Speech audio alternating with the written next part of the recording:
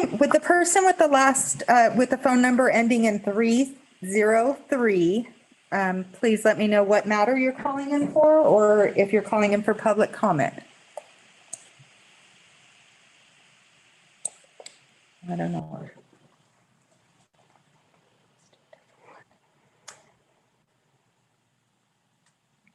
How about the number ending in 008?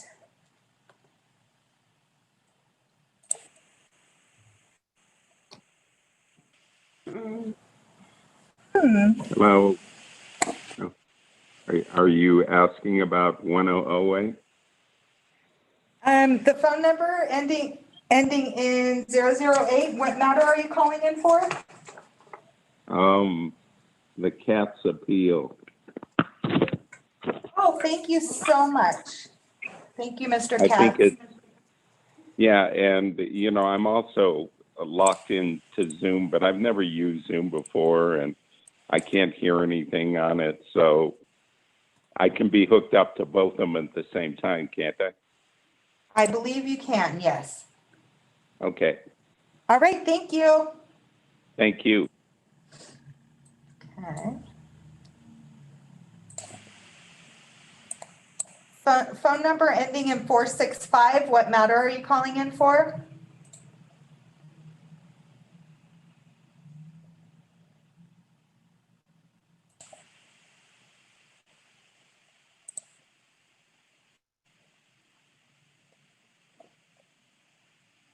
Hello, can you hear me? Yes.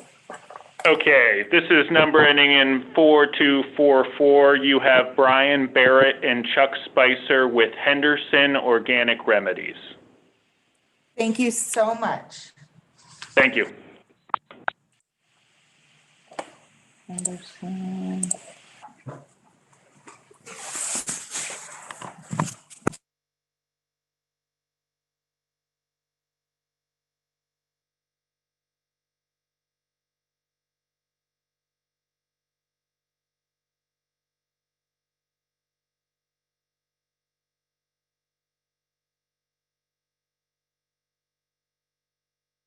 Be critical. You guys can't even look at each other when you.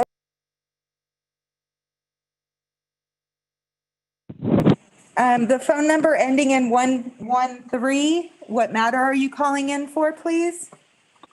Yes, this is Craig Riley from Hudson Ross calling on behalf of the National Academy of Television and Arts and Sciences regarding voluntary disclosure penalty abatement. Thank you.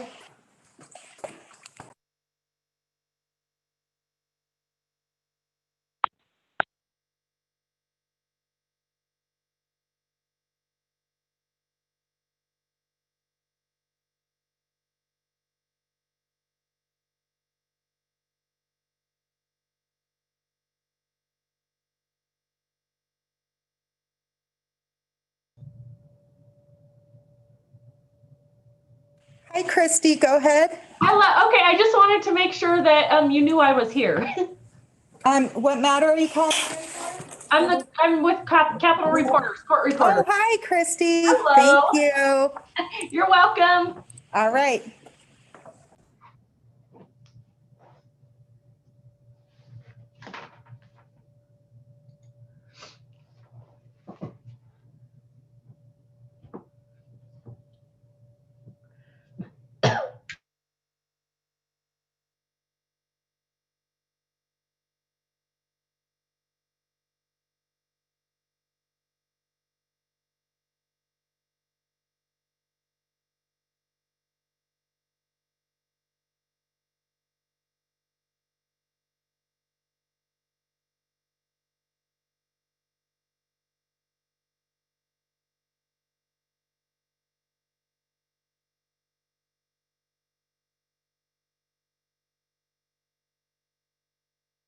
Phone number ending in 585, what matter are you calling in for?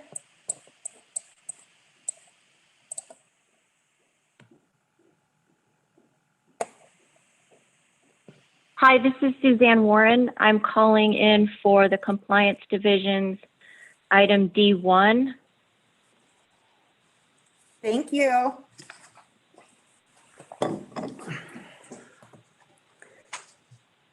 Phone number ending in 630. Could you please state your name and what matter you're calling in for?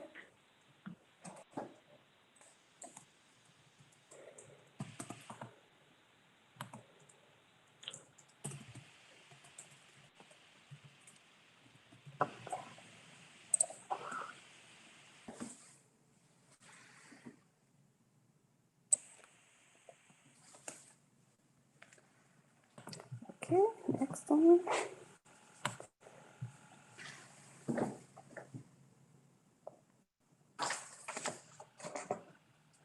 Phone number ending in 685. Could you please state your name and which matter you're here for? Oh.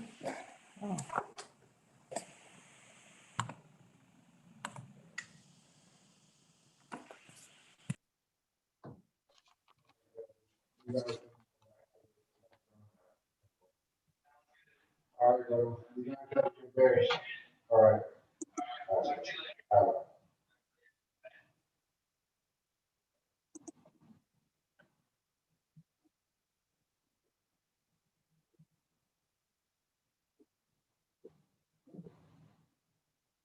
Hello, Hello. Tony, Jim, anybody there? Yes, this is Tina, Sylvia. Melanie? I'm here, Counselor. Good morning. Hi, who's this? Hello. Anthony James Wren. Hey, Tony, is that you? Hello. I'm here. Can you hear me? I can hear you. Can you hear me, Tony? Yes, I can. Okay, good. Is Jim on yet? Yes. Hey, Jim. Good morning.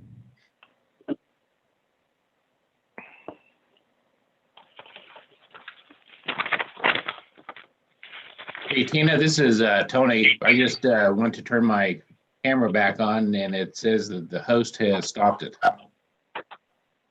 Okay, I'm trying to figure it out. Thank you, Commissioner Wren. Good morning, this is Director Young. Good morning, Melanie. Good morning. We're working through a couple of technical issues here on the video feed. So if everybody could be patient for just a few minutes, we'll get that handled and get this meeting started.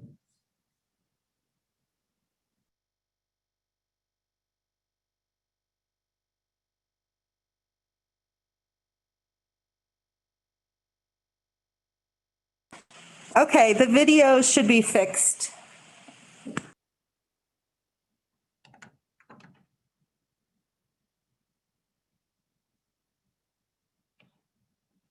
Mine's working. Thank you. Thank you, Tina. Thank you. We are live on YouTube Live as well. Thank you.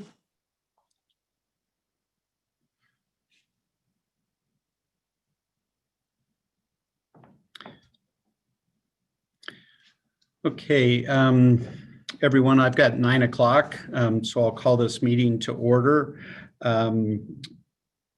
Tina, would you mind calling roll of the commissioners, please?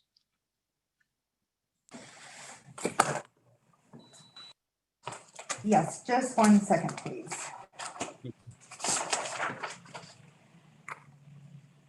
Okay, Commissioner Lipman.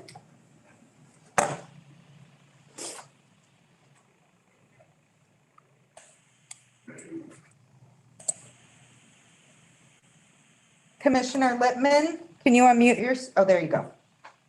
Here, present. Thank you. Commissioner Bursey?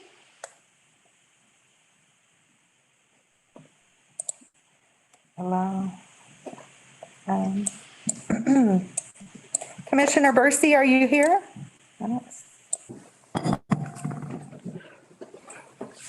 I don't see Commissioner Bursey. Tina, she sent me a quick little note that she was feeling under the weather and was called. Okay. You may need to unmute her phone. She was going to call on the phone? Okay. I'll check my email to see if she's sent me an email, maybe. Commissioner Brown, Present. Commissioner Kalesis, Present. Commissioner Wren, Present. Commissioner Rigby,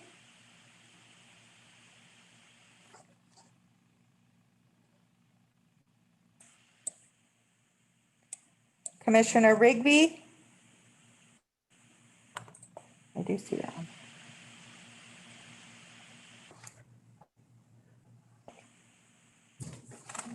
I see oh, there she goes. Commissioner Rigby, are you there?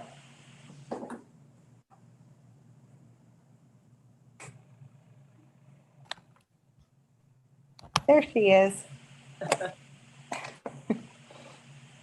Hi. Commissioner Witt. Present.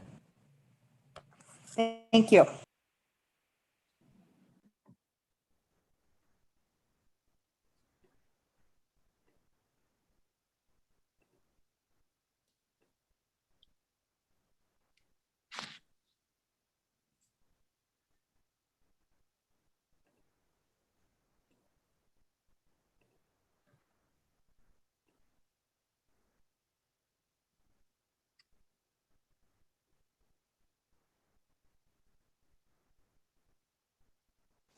Okay, Tina, I think I've lost your sound. Can you hear me? Yes, that's better. Thank you. Thank you. Okay. So the only one I'm missing right now is Commissioner Bursey, and we'll look for her to join us shortly. At this point, I'd invite any public comment. If you would like to provide public comment, please raise your hand by dialing *9, and department staff will unmute your telephone. If you could give us some patience with this, I certainly appreciate it. And again, I appreciate everyone that's on the telephone and joining via Zoom. I know these meetings are difficult, especially when they're not in person. So I totally appreciate that. So at this point, if you'd like to provide public comment, please dial *9. Mr. Sousa, go ahead.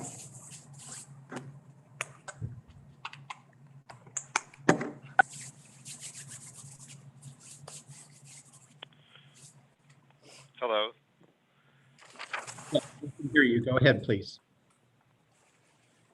Thank you, Mr. Chairman. My name is Jim Sousa. I'm an attorney at the DeConcini Law Firm. I was calling to address the regulation that the commission is going to consider later. If now is a good time to make comments, that's fine. If later is a better time to make comments, that's fine as well. I just need some direction from you. We'll invite public comment at the time the agenda item is put forward. Thank you, Mr. Chairman. Then I have no public comment at this time. Thank you, sir.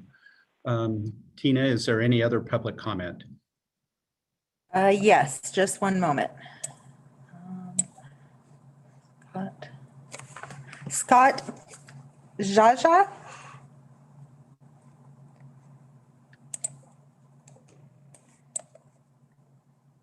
You can now unmute your telephone. Thank you. Okay, can you hear me? Yes. Good.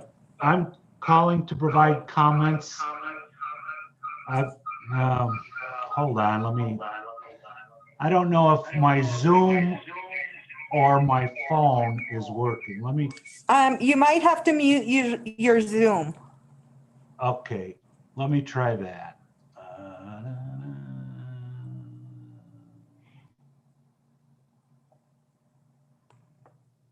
Okay, now you're.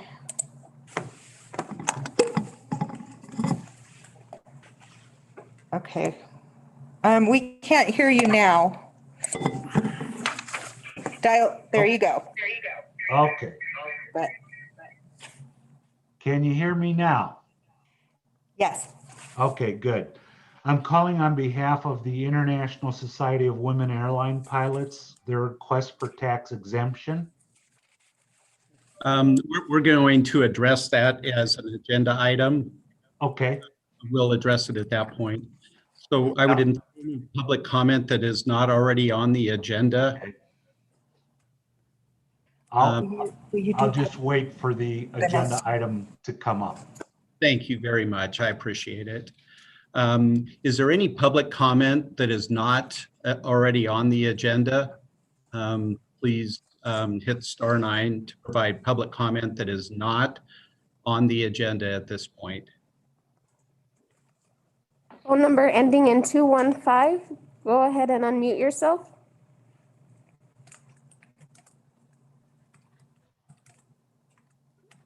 Hello, I'm not sure if you're addressing me. Yes, we are. Is there a posting of the agenda? I'm here with my mother, who's Celia Calderon. She's, I believe, on the agenda. Yes, she is, and we'll ask her comment at that time. Okay, is there, where can I see the agendas? Do you have that posted? Yes, it's on our website. It is posted on the Nevada Department of Taxation website. Okay, I was just trying to get a time frame on that. Thank you. Is there any other public comment that's not already on the agenda? Any public? We have one more hand raised, the phone number ending in 215, please. You may unmute your telephone by dialing *6.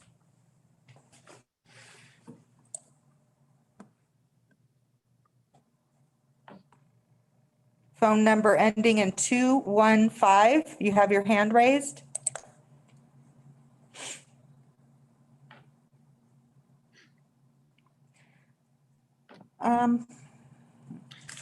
Let's go ahead and invite public comment at the end again, and we'll move on then. All right, thank you. All right, very good. At this time, I'd like Director Young, could you please administer the oath to anyone that plans to testify today, please? Thank you. Good morning. For the record, this is Director Melanie Young, and I will be providing the oath today. And so the oath is for those of who will be testifying today. By merely testifying in this meeting, you're attesting that you will swear to tell the truth in the proceedings here today. Thank you.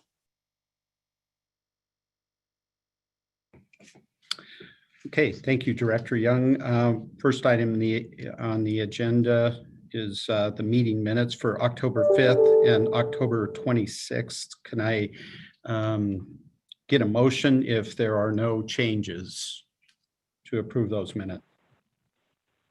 Chairman DeVol, I was wondering if we can take them separately because I was not present for the October 26th meeting and I'd like to abstain. Okay, very good.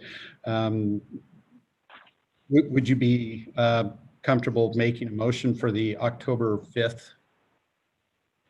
I would make a motion to approve the October 5th meeting minutes. Thank you.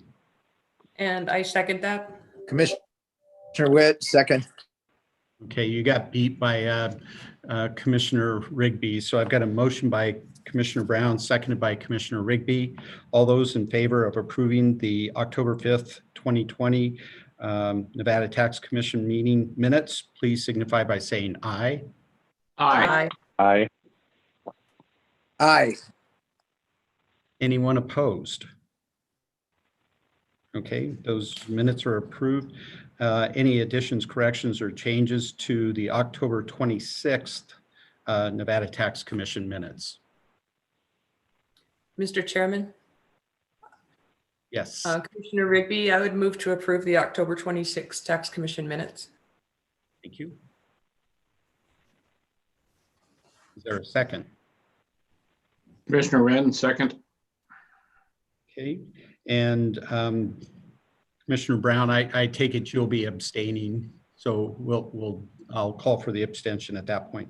All those in favor, please signify by saying aye. Aye. Aye. Aye. Anyone opposed? And Commissioner Brown? I was not present, Mr. Chairman. I would like to abstain. Okay, very good. Those minutes are approved as presented.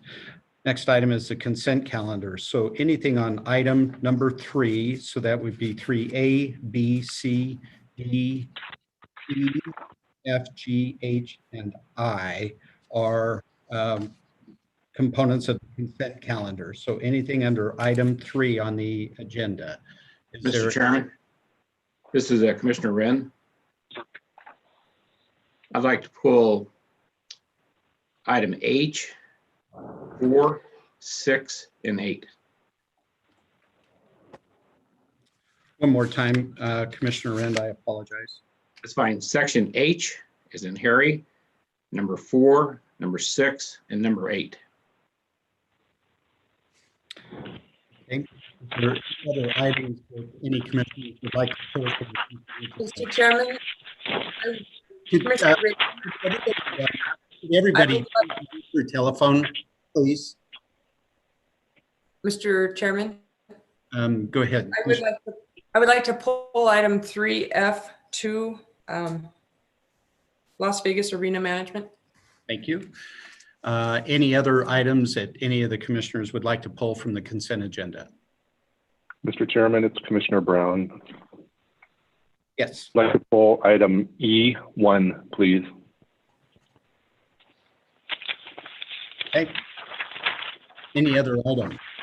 Commissioner Lipman would like to pull item 3H9.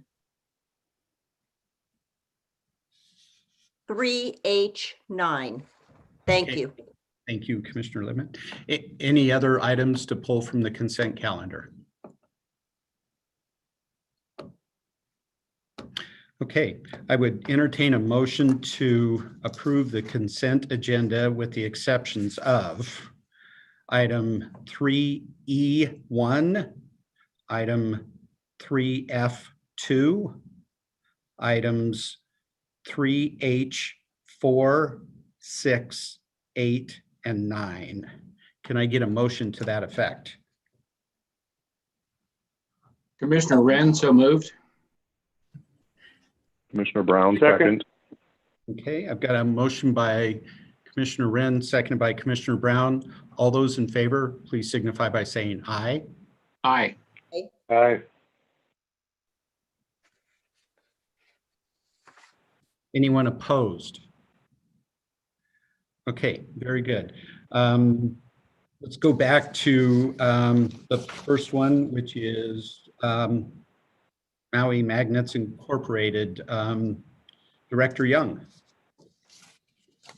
Thank you, Director Young. For the record, this item is the waiver of penalty and interest pursuant to NRS 360.419 that exceed $10,000 in response to COVID-19. This agenda item is item number 1, Maui Magnets Incorporated, and the department has staff available to provide testimony. Lizette Arceo, I believe, is available. Please dial *9 to raise your hand. Lizette.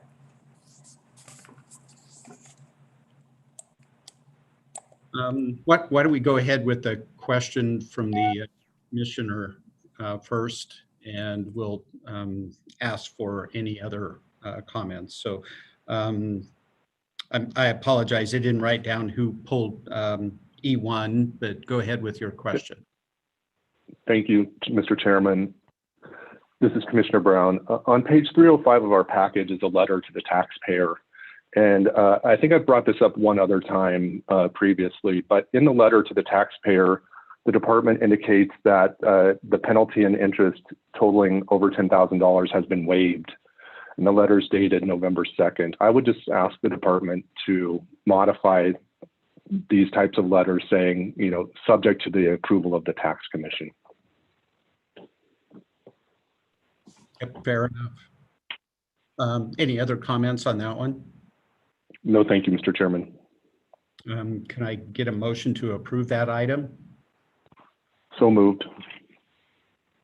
Commissioner Lipman seconds the motion. Okay, I've got a motion by Commissioner Brown, seconded by Commissioner Lipman. All those in favor, please signify by saying aye. Aye. Aye. Aye. Anyone opposed? Okay, very good. Director Young, the next item is 3F2 Las Vegas Arena Management. Mr. Commissioner, may I ask the question? It might be simple. Yes, please. Okay. On this matter, in the first paragraph, it's asking us to approve a credit request of $530,933. And in the final paragraph, or the second to last paragraph, it says the overpayment is actually $369,313. So there's a difference of about $162,000. I can see what error happened, because the $530,000 is the exact same amount as New York's credit. And so perhaps when they were populating this letter, they just didn't update that field, but it just needs to be corrected so that that amount is matches the $369,313. Okay. And if there aren't any questions, I would move to approve this letter with that correction. Director Young, I assume that you'll be able to take care of that administrative correction. Yes, Director Young, for the record. Thank you. Thank you. Okay, and Commissioner Rigby, I assume that was in the form of a motion to approve. Yes, it was. I moved to approve with that correction. Thank you. Second. Okay, Commissioner Brown, second. All those in favor, please signify by saying aye. Aye. Aye. Anyone opposed? Okay, that's approved. Director Young, item 3H4. Yes, good morning, Director Young, for the record. This is the department's recommendation to the commission for an offer and compromise pursuant to NRS 360.263. The first agenda item is number 4, Celia Calderon, and we do have staff available if Commissioner Wren would like to ask his question. Thank you very much. Mr. Chairman, my comments are kind of the same on all three of these that I've pulled. Like all the commissioners, we read all these hundreds of millions of thousands of pages on each one of these cases and take each one of them very seriously. First of all, I'd like to thank staff for all their due diligence and hard work on each one of these cases. I do realize they're hard, but I also need to sit back sometimes and say, you know, what's fair? What are we doing? What's the taxpayer trying to do? And what's fair to them? And, you know, in reading through these cases, time after time after time, I see we're writing off hundreds of thousands of dollars, and the taxpayer is just kind of snubbing their nose at us because they can't pay their taxes, but they can have $400, $500, $600 car payments sometimes, and that kind of rubs me wrong. So, which isn't the case in the ones that I pulled, but that's the reason that I pulled them. In this case, is with Mr. Calderon, her tax liability was $15,000. She's been making payments of $100 a month starting in, 2013. She made those looks pretty religiously till 2015. Apparently, she got into a bind, which I can understand. Her only income is Social Security. Last year in September, she was able to come up with another $1,000 and ask for another offer and compromise, which I appreciate. But given the amount of tax and her financial situation, I really feel it would be fair to both her, the tax commission, and staff to write the rest of this one off. And, you know, short of a comment from staff on this one, I would make a motion not to accept the compromise, but to write off the remaining balance of the tax debt. Mr. Chair, this is George Galessis. I'd second that. Okay, I've got a motion and second regarding item 3H4, Cecilia Calderon. Is there any other discussion on that particular taxpayer and item? Mr. Chairman, you do have the taxpayer dialed in. Did they need to make or want to make a comment? Is the taxpayer Cecilia Calderon on the telephone? Yes. Do you have any comment regarding this topic? We just appreciate that she is, willing to go with the agreement that was submitted. Okay, very good. Is Ms. Roberts-Larson available? Good morning, Mr. Chairman. This is Adrienne Roberts-Larson for the record. It's very good to hear you, by the way. Thank you. Do you have any comment on Commissioner Wren's proposal? Certainly, I do agree. As I'm sure that Mr. Wren and you all are aware, most of these, when they do come before you in a case like this, we're presenting, of course, what they have presented to us, and it's always at the pleasure of the commission. But I do certainly agree, and I'm sure that the rest of the department does as well. Okay, thank you. Okay, I've got a motion and second on the floor to Commissioner Wren, would you mind restating your proposal just so everyone has it fresh in their mind, please? Yes, sir. My motion was not to accept the offers and compromise, but instead to show the taxpayer's account paid in full. Question about that motion. Is it just with respect to H4? Yes. Thank you. And Mr. Chair, this is George Gillespie. I would second it. Okay. I've got a motion and second. All those in favor, please signify by saying aye. Aye. Aye. Aye. Is there anyone opposed? Okay, very good. That motion passes. Thank you, Ms. Calderon, for your attendance today. And please discuss the matter with Ms. Roberts-Larson after this meeting. Okay, Director Young, item 3H6 is the next one for discussion.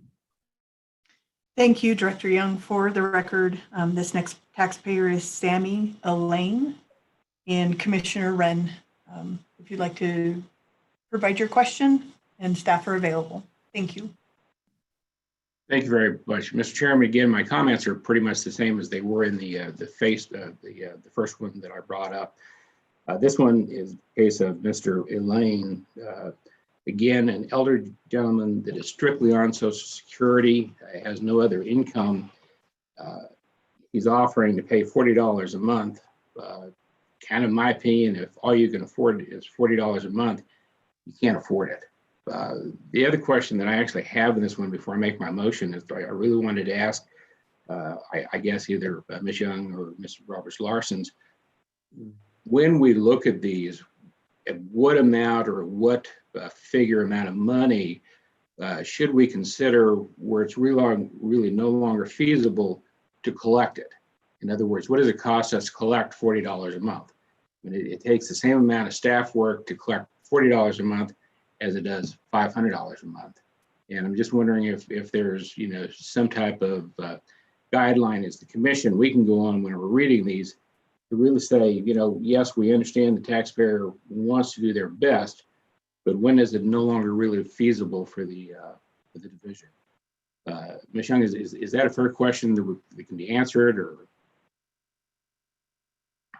Yes, this is Young for the record. Typically, the department uses a threshold of $15 that it's no longer feasible to collect anything under that amount. Anything over that amount, we do put resources towards. So Hopefully that answers your question. I'm available if you have others. Thank you. No, that answered, and that's, and I appreciate that. That's a very low threshold, especially when we're looking at, individuals that are on Social Security. Unfortunately, we're just kind of setting them up sometimes to fail, because even at $40 a month, at some point, they're not going to be able to afford that, and it's going to, it's going to become a problem. So again, in this case, I can't raise my hand.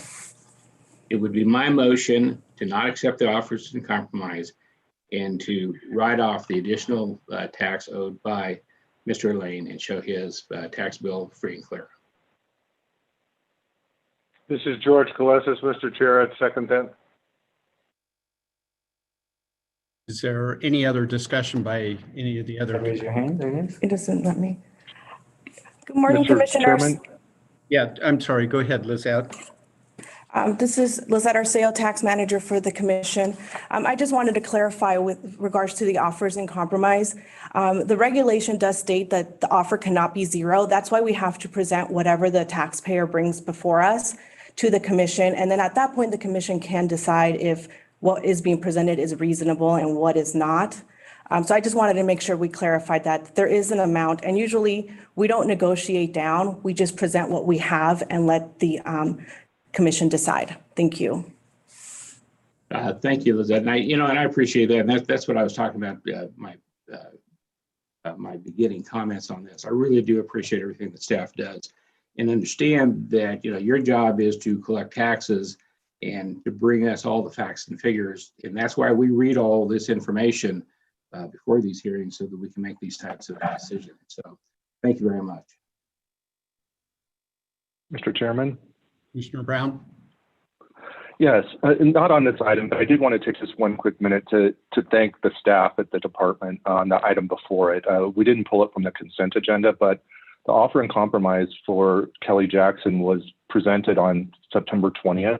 And the department had a decision back to the taxpayer in 30 days, which is really heroic efforts, and I appreciate that. These things sometimes take, I've seen them take 5, 6, 7, 8 years. So I appreciate the department's efforts. Just a comment, I think, to address Commissioner Wren's comments regarding these, obviously, I don't want to send mixed messages to our staff. The taxpayer has not paid the tax. They collected the tax and did not pay it. They took it for other purposes. And I just don't want that lost on any of us. They owe the tax, just like the rest of us do. And in my opinion, continually waiving taxes for people that have used the money somewhere else is not appropriate to me. And I'll be honest with you, I'm against doing that. I think we need to do everything we can to collect the taxes that are due, just like everybody else has to pay. And unless everybody has forgotten current events, the state of Nevada is in dire straits on their budget. It impacts people and staff and our ability to retain staff and pay staff. So at the end of the day, I'm kind of opposed to just systematically waiving even $40 going forward. So I'll be opposing this motion, Commissioner Wren. Any other comments regarding that one? And I believe I've got a motion from Commissioner Wren and a second from Commissioner Kalesis. Is there any other further discussion?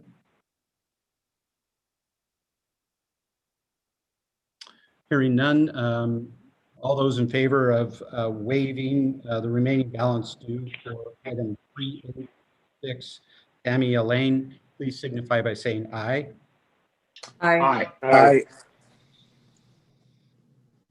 Anyone opposed? Opposed. So we've got a 5-3 decision. So that one is approved. I'm sorry, Chairman DeVold, this is Tina. Who were the people that were opposed, please? Commissioner Brown, Commissioner Lipman, and Commissioner DeVold. Thank you. Okay, Director Young, item 3H8. Thank you. This next agenda item, the taxpayer is Linda Johnson. And Commissioner Wren, if you please provide your questions, staff are available. Thank you. Thanks very much. First of all, I agree with Chairman DeVold wholeheartedly. In all cases, these are individuals that collected taxes that they didn't pay, and 99% of the time, I think absolutely without question, we need to figure out how to pay them back. What I'm talking about in these, especially in number one, not so much in number two, but the one I'm talking about now, is we've got tax individuals that have shown that they've tried to work with the system, tried to pay their taxes back, and are really in financial straits. And my original comments were to look at these as fairly as we can when we're writing off hundreds of thousands of taxes for individuals who can afford $600 and $700 and $800 car payments to pay their taxes. I don't have much leeway for those people. For the people that really appear to be in dire straits, I have a little bit more compassion. And that's, for all the hundreds and hundreds of cases we look at on a yearly basis, that's where I'm coming from. In this case, with Ms. Johnson, again, it's one of those cases where her taxes were minimal. They were only $9,000. She has offered to pay $1,000. She's already paid $800 of that. And again, looking under the financial circumstances, we're only talking another $200. But to try to let the taxpayers know that staff is working with them, we're working with them whenever possible. We want to pay your taxes, but again, I'd make the motion on this one not to accept the offer and compromise, and to show the remaining balance paid in full. Thank you. This is George Kalessis. I second that. Okay, I've got a motion and second to waive the remaining balance for item 3H8, Linda Johnson. Is there any other commentary? Yes, sir. I appreciate everything that the Tax Commission has done. I have done my very best, and myself and my husband are still going through some major health issues and financial obstacles. And you helping me at this time means the world to me. It will be of great help, and I can't thank you enough. Thank you. Thank you, Ms. Johnson. Any discussion items from the commission? Okay, all those in favor, please signify by saying aye. Aye. Aye. Anyone opposed? Aye. Commissioner Witt is opposed. Commissioner Lipman opposed as well. No, I'm not opposed. Oh. Can you hear me? Yes, thank you. Yes, Commissioner Thank you. Lipman is opposed. Okay, very good. Motion passes. Okay, Executive Director Young, item 3H9, Susan Conboy. Thank you. For the record, Director Young, this agenda item is Susan Conboy doing business as statement of style. And Commissioner Lipman, please ask your question and staff are available to answer. Thank you. Yes, thank you. So this is an offer, as we can see from the record, for the full amount of the taxes, which I appreciate. And this taxpayer has been paying them over quite an extended period of time. The request is to waive the interest and penalties. And I guess this is an unusual case because this taxpayer still has an operating business. And the good news, at least from the record, is it appears that the business is doing well. And obviously that's post-COVID, so everything is taken to a certain extent with a grain of salt. But I guess my question is this the best procedural mechanism for weighing the interest and penalties? And I really open that up to the commission. And I guess with this taxpayer particularly, the tax liability that she's been paying off for quite an extended period resulted from an audit.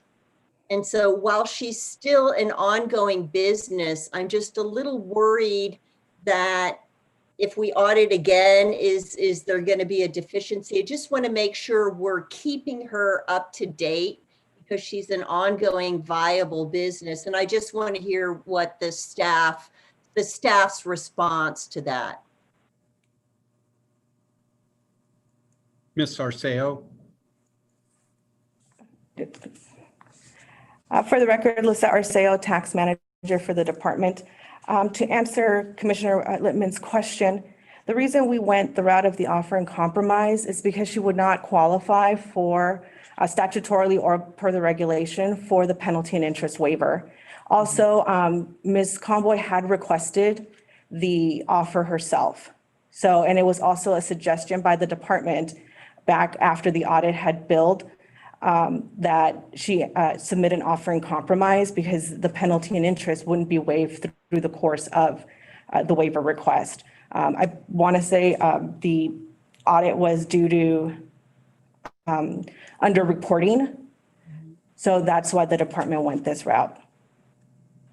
This is Commissioner Wren. If I could, Ms. Lipman, just throw out a quick comment on this one. I understand your concern, but I also want to point out that the total taxes due are $22,976.68, of which the taxpayer has already paid that back, plus about $30,000. They've already paid a total of $51,457.14. No, the offer is to pay the entire amount of the tax liability. No, I agree. The tax liability, but the taxes due were only $22,976. No. Can I have staff? I'm sitting here reading it. I'm sorry. Good morning again, Lizette Arceo for the department. The audit tax balance was $74,434.12. The remaining balance on that account of tax is $22,976.68. That's the way I read the record as well. Yeah, I would agree. That's Yeah. So thank you for that explanation. That makes procedural sense that she wouldn't otherwise qualify because she's been delinquent. So I guess I just want to make sure this taxpayer, because the record indicated that she had not been responsive to your department's request. And I just want to make sure she is responsive and knows that this is an ongoing business. She needs to pay her taxes and cooperate with us because this really is a generous offer by the state to waive this interest and penalties because he has had the time value of that money. And so while I certainly appreciate her paying all her taxes, as the chairman has said, she should have collected that and now is just paying over our money back to us. Okay. Do you have a motion to approve that offer and compromise, Commissioner Lipman? Yes. So Ms. Arceo, are you comfortable this taxpayer is working with us to the extent to your satisfaction? Yes, ma'am. She is current on her account and she has been making those payments, religiously. She's been making her $300 monthly payments. It's just trying to get the information from her has been a bit of a struggle for us. Thank you very much. And I appreciate your efforts. This is the sort of offer that is easy to approve under the circumstances because of your diligence and attention to the detail. So I move to approve consent calendar item 3H9 and appreciate the diligence of Ms. Arceo. Commissioner Witt, second. Yeah, I've got a motion and second. All those in favor, please signify by saying aye. Aye. Aye. Aye. Anyone opposed? Okay, very good. We're through items 3 on the consent calendar. Anyone that has any item attached to the consent calendar, you're more than welcome to stay on the meeting or carry on with your day. Okay, item 4, Division of Local Government Services, the regulation, Director Young. Thank you. This agenda item is the Division of Local Governments Regulation, is the consideration for adoption of the permanent regulation LCP file R001-20, a regulation relating to taxation and to Nevada Administrative Code Chapter 361 regarding the determination of taxable situs and allocation of value of locally assessed aircraft and other matters properly related thereto. Thank you. Is Mr. Mitchell on the telephone? Good morning, Mr. Chairman and members of the commission. Can you hear me? Perfectly. Wonderful. Before you today is LCB file R001-20 with some minor modifications made at the last workshop held.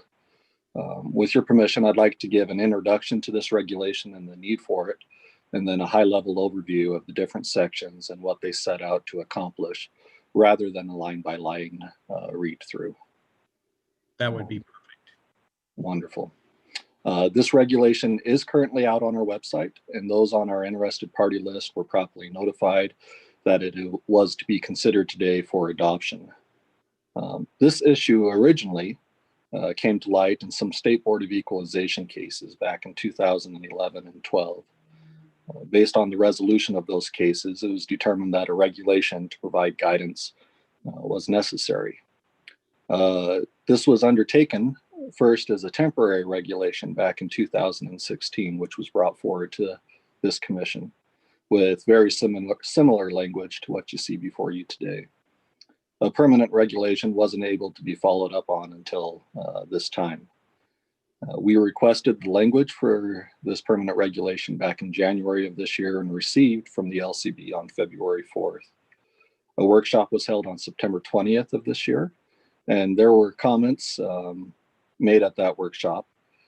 And some of those changes are reflected in this regulation and some were not. But I believe that a consensus was reached on a workable regulation that is brought forward before you today. So to give an overview, all property of every kind and nature within the state is subject to property taxes unless specifically exempted.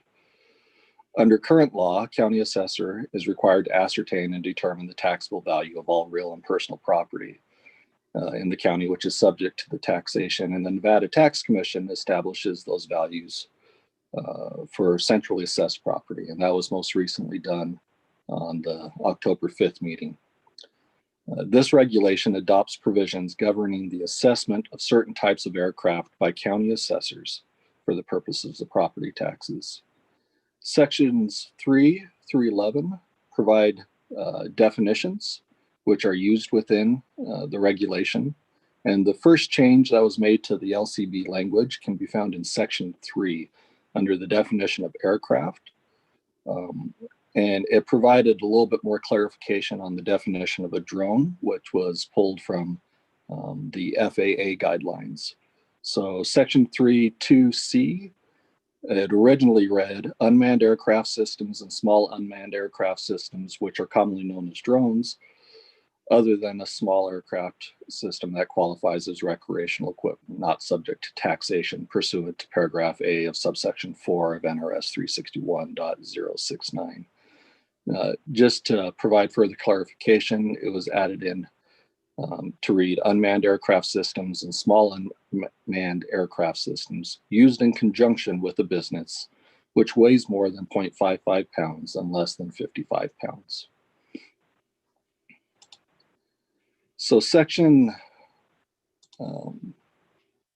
My apologies. Sections 15 through 20, after the definitions. This is where the allocation and the situs definitions come into play with the regulations. So under the Due Process Clause and the Commerce Clause of the United States Constitution, an aircraft or other movable property is subject to taxation in a state only if the aircraft has sufficient contact with the state such that the aircraft has taxable situs in the state. So Section 15 of this regulation adopts provisions governing the determination of whether an aircraft has sufficient physical presence in this state to cause the aircraft to have a taxable situs in the state. Section 16 provides that certain aircraft owned by service members who are serving in this state pursuant to a military order or his or her spouse do not acquire taxable situs in this state. And this is where the second change to the LCB language was mentioned, and that was just to include further a full definition of active or reserve components of the uniformed services to include the Space Force or any other future services which are part of the active or reserve components. Section 17 provides that certain aircraft owned by certain foreign air carriers do not acquire taxable situs in the state. And Section 18 sets forth the manner in which an owner of an aircraft may claim that the taxable value of the aircraft is subject to allocation because the aircraft has taxable situs in this state and another state or country. Section 19 sets forth the formula for allocating the taxable value. This is where the last change was made to the LCB language in Section 19, and it was simply changing under Section 19(2)(b), replacing the word "and" with the word "by" to be a more mathematically correct formula there. Section 20 provides that an aircraft having taxable situs in the state and included on the assessment roll of the county must be included on the assessment roll of the county until certain circumstances apply. And Section 21 deals with the abatement and how it applies to personal aircraft. And with that, I am welcome to any comments or questions regarding this regulation. Thank you, Mr. Mitchell. Is there any public comment at this time on this regulation? Tina, I'll let you marshal that process. If you have public comment, please raise your hand by dialing *9 on your telephone.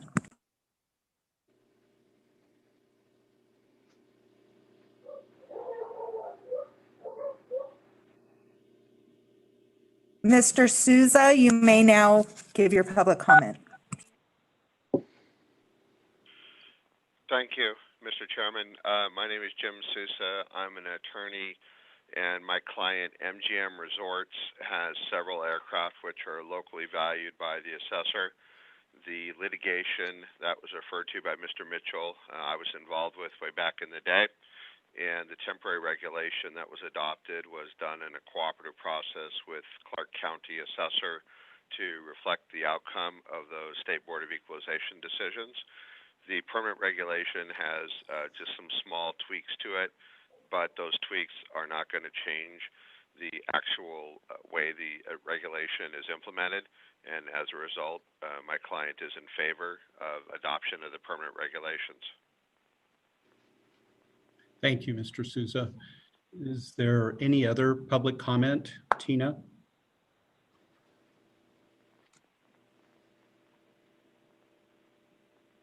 Phone number ending in 997, you can unmute yourself.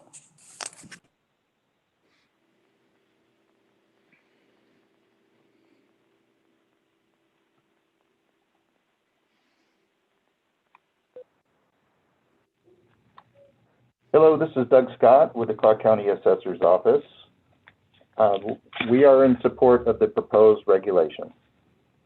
Thank you, Mr. Scott. Tina, any other public comment?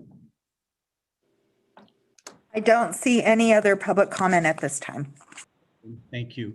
I'll bring it back to the Tax Commission. Is there any questions of staff on this regulation from any of the tax commissioners? Mr. Chairman, this is Commissioner Wren. Yes, sir. First of all, I'd like to thank Mr. Mitchell and his staff for the hard work on this. As Mr. Sousa, I was also the chair of the State Board of Equalization when this first came up, and we realized that there was a need for this regulation. So it's taken a while to get it done. But Mr. Mitchell, thank you very much for your hard work and support, and everybody that was in the hearings, which I was at the direction of the chairman, which I appreciate that. Having said that, I would move that we accept the option of permanent regulation LCB file number R01-20. Thank you. This is George Colesis, Mr. Chair. I'd second it. Okay, thank you. I've got a motion by Commissioner Wren, seconded by Commissioner Colesis. All those in favor, please signify by saying I aye. have a question if I could ask, please. Yes, please. Probably for Mr. Mitchell, I have a question that hang gliders are included. I'm just curious how, I don't imagine that those are parked in a airport hangar, but normally taken home by the user or used as personal property. And I don't understand it's just maybe a silly question. I don't understand the site concerns of a hang glider. I just wondered why that was included. Thank you, Commissioner Rigby. And that is a bit of a good question that I'd have to research out through the workshops. I carried forward the language that was originally included in there. I believe that it's to have a fairly encompassing definition of an aircraft, especially when it's used in conjunction with businesses and so forth. All property within the state that are not household goods or specifically exempted are subject to taxation. And so if hang glider was not considered part of a household good, it would be subject and should be reported to the county assessor. This is Commissioner Rem. Mr. Mitchell, would that be the case where these were rented out for use? Yes, that is a perfect example of where this would need to be reported within a declaration to the assessor. If it's rented out or part of a business that's used to sightsee, a guide service or things along those lines. Okay, I mean, I see that for commercial purposes is included in the drone language and in separate language below. So I was just curious, I don't understand what if it's not related to a business, what would be the enforcement steps? I'm just kind of curious, but other than that, no, I'm good with the regulation. Okay, very good. Any other discussion items? Okay, I've got a motion by Commissioner Wren and seconded by Commissioner Colesis to approve this permanent regulation, LCB file R001-20. All those in favor, please signify by saying aye. Aye. Aye. Aye. Is anyone opposed? Aye. Commissioner Witt votes against. Is that correct? No, I don't know why that is happening, but I voted yes Okay. to the regulation. Okay. I apologize for going too quickly on Zoom. I'm sure it will happen again, and I apologize. Okay, thank you, Commissioner Witt. So it's a unanimous approval. Director Young, Yes. net proceeds of minerals. Director Young. Thank you. This next agenda item is the review and approval of net proceeds of minerals projection and payment forms. And staff Jeff Mitchell is available for questions. Thank you. Good morning, and thank you again, Mr. Chairman. Jeff Mitchell for the record. This item comes before you in regards to a special session that was held during the summer. The legislature with Senate Bill 3 passed a prepayment on the net proceeds of minerals tax, but only upon the general fund tax rate of the net proceeds of minerals tax. So with that, a modification of the forms, specifically the projection form, which is Form 2204, was needed. We are proposing to transition this form more from a paper form to an electronic form. There are built-in formulas within this that are going to help the taxpayer calculate the tax due correctly, with it only being on a portion of the tax rate. That was a big concern of ours, the complicated nature of this tax. And so we're proposing to use this form to help clarify and provide an easier measure on which the taxes will be able to be calculated. So with that, I'm not going to go a step-by-step through the forms, but rather that's a general overview. The instructions and the form itself by law, they still have to project what the total amount of net proceeds are going to be, but then they only pay on the general fund portion rate. We did workshop these forms November 20th, and industry was in attendance, and we received a couple of comments. I also reached out to a couple of people for their feedback. We might have to make some grammatical changes. One of the proposed changes was where we list it as a district tax rate to make sure that that's clarified, that that's the ad valorem property tax rate that the mine is in. So that's the property tax district rate that the mine is located in. With that, I am open to any questions or concerns and would ask that you approve the forms. Okay. Thank you, Mr. Mitchell. I think streamlining any government form is something that we should all aspire to. So thank you very, very much for doing that and creating anything online. Is there any public comment or anyone that would like to speak on behalf of this change? Tina? If you have public comment, please dial *9 on your telephone. I don't see anyone with public comment. Okay, thank you. I would think anything that simplifies this is going to be something that the public would appreciate. I'll bring it back to the Tax Commission. Is there any questions of Mr. Mitchell or staff? Mr. Chairman, this is Commissioner Rigby, and I do have some comments. Please. So I did have a chance to discuss the forms with Mr. Mitchell, and it does work for several, it serves several purposes. It gives that mining companies an opportunity to calculate what their full tax obligation is going to be, and then shows them what their prepayment obligation is. This is in the last 33-ish years, or it's easier just to think about it. When Ronald Reagan was in the White House, when I started to do net proceeds taxes, we've had this prepayment, back and forth, prepayment, payment in arrears, at least 3 times and maybe 4.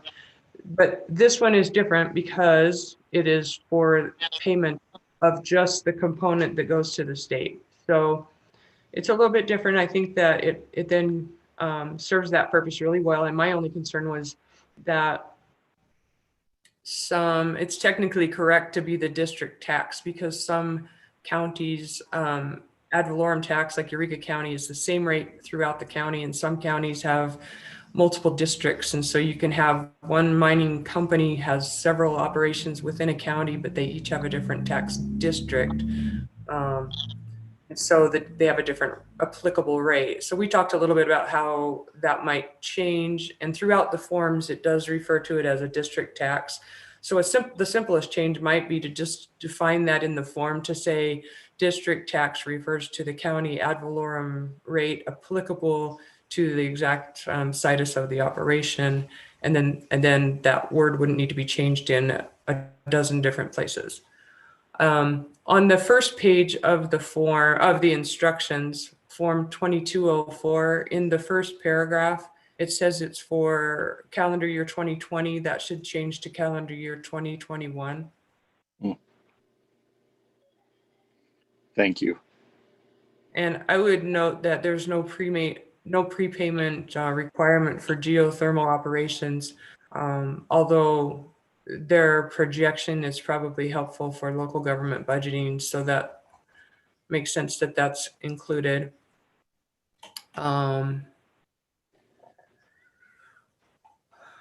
There's something potentially confusing on page 2 where we're on line 5, and the heading says tax rate.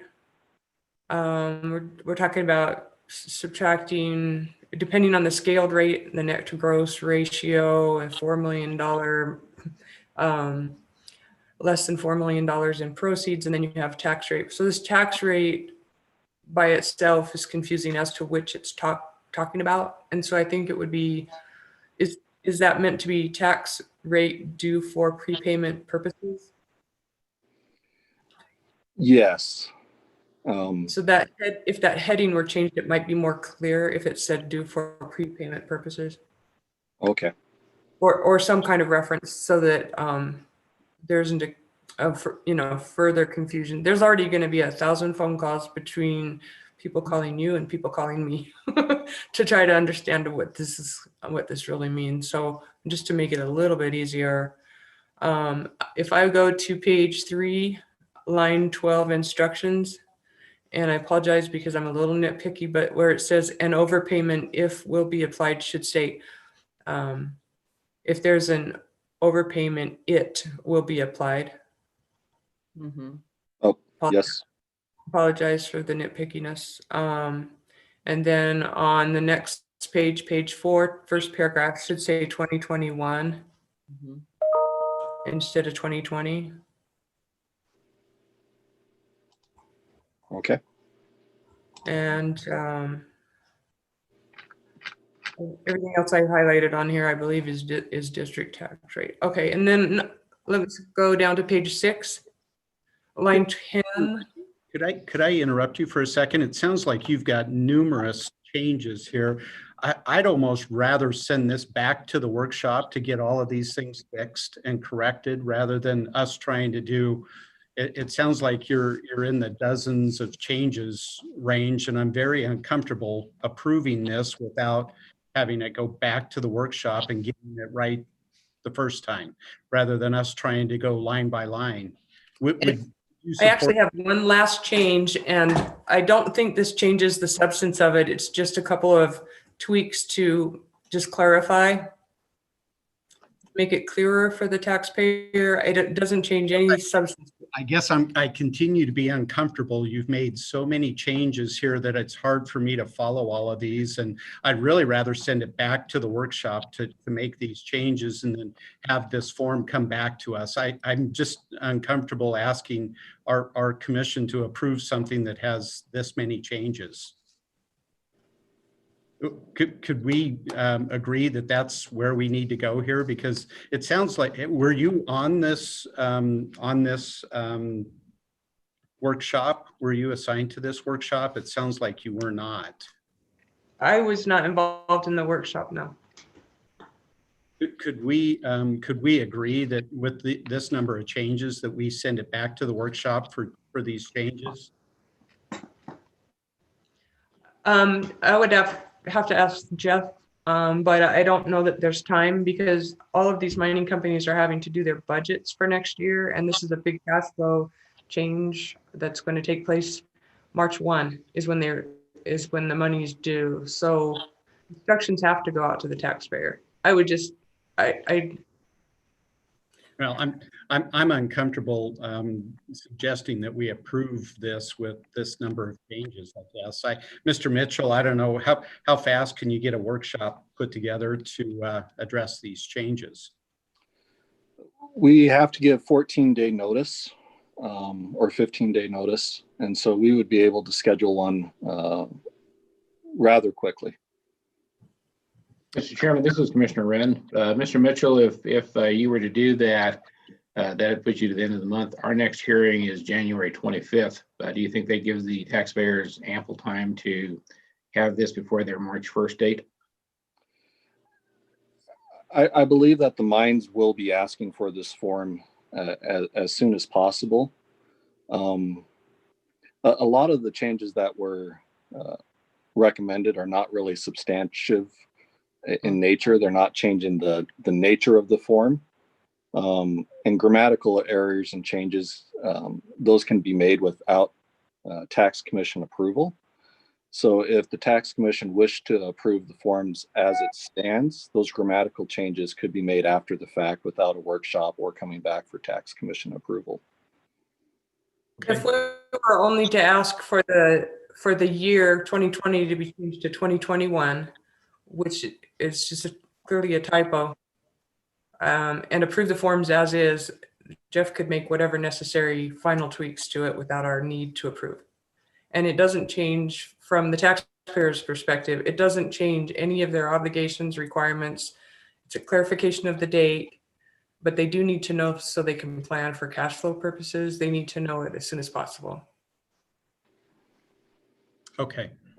Mr. Chairman, this is Commissioner Wren, maybe. I'm sorry, Commissioner Wren, just a moment, please. I'm sorry.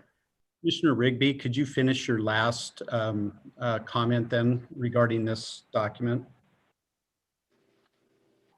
Rather than go back to workshop because the time is of the essence, I would prefer that, I recommend that the year 2020 in two places be changed to 2021 and then approve the instructions and the form as they are. And then Mr. Mitchell has the authority to make any other fine tuning that clarify them without changing the substance on his own. So my motion would be to approve it with just the date changes. Okay, very good. I'm sorry, Commissioner Wren. Thank you, Mr. Chairman. I was going to make the very similar motion. My other suggestion might be to let Commissioner Rigby be our eyes and ears on this. Have Jeff make the changes, send it to her. As long as there isn't any problem, go down the road with it. Okay. Is that in the form of a motion? Commissioner Rigby already has a motion on the table. I would make that as a friendly amendment second. Commissioner Rigby, are you okay with that? I'm happy to do that. I'm happy to help. Is there any other discussion from the other commissioners? Commissioner Lipman, I noticed the date that was incorrect, and my sense of that was it was a clerical error, but that it was confusing. So it certainly does need to be changed, but it was just really clerical. Okay, thank you. The form is an estimate for 2021. It's a projection, so that it would make sense that it's, if you're doing it in 2020, it's for 2021. The only confusion that I was concerned about is that the 2021 projection is due March 1st. The 2020 filing is due mid-February, can be amended until mid-March. So there's overlapping deadlines that are about to hit practitioners of net proceeds tax with a big thud, but it's in the middle. Those two deadlines are almost the same time. So I just wanted to be clear, this is the prepayment, this is the projection for next year and a prepayment at just about the same time you're filing for your current year, which does not include a prepayment. Absolutely. So we want to make that the language the legislature chose and make it work for the little people like me. Okay, thank you. Okay, I've got a motion and a second on the floor. Motion by Commissioner Rigby, seconded by Commissioner Wren. All those in favor, please signify by saying aye. Aye. Aye. Aye.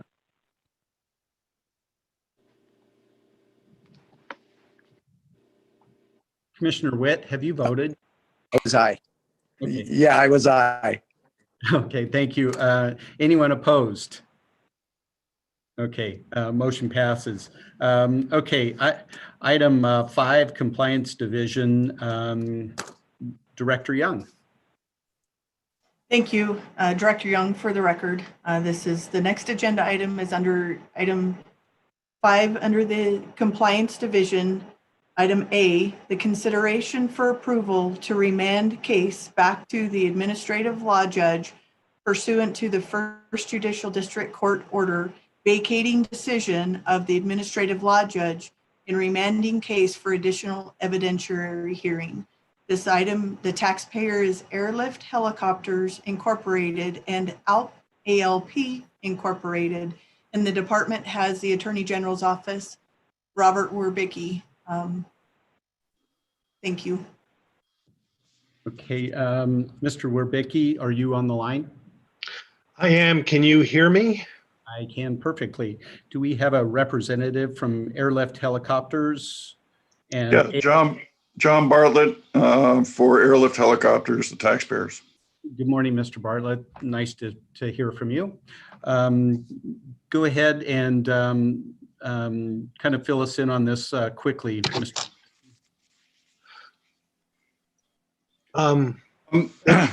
This is Rob Werbicki. This hearing was heard by the First Judicial District on August 29th.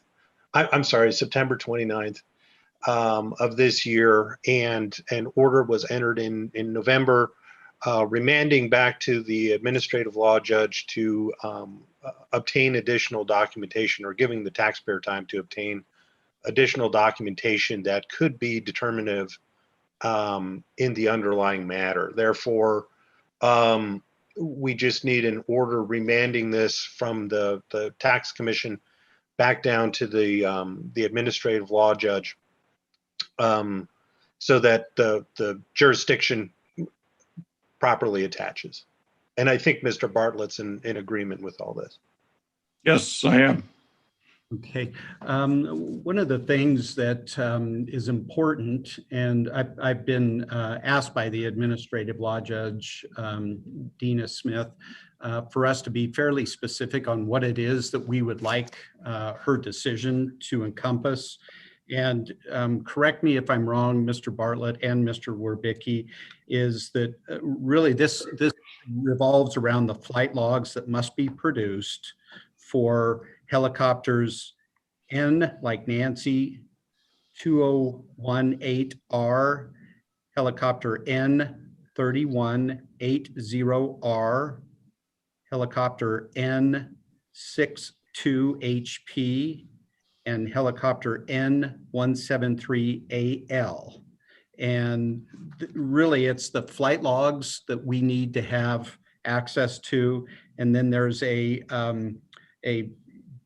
Wells Fargo sales tax payment issue that also needs to be addressed. And I believe that can be addressed inside this remand order back to Administrative Law Judge. But I just want to make sure that we're giving her clear and concise direction on what it is she's supposed to reconsider. Mr. Bartlett, would you agree with that assessment?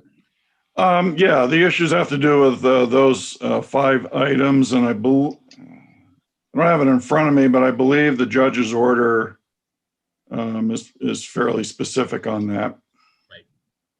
Okay, so you're comfortable with that conversation then? Yeah. Okay, Mr. Werbicki, are you clear on that remand order?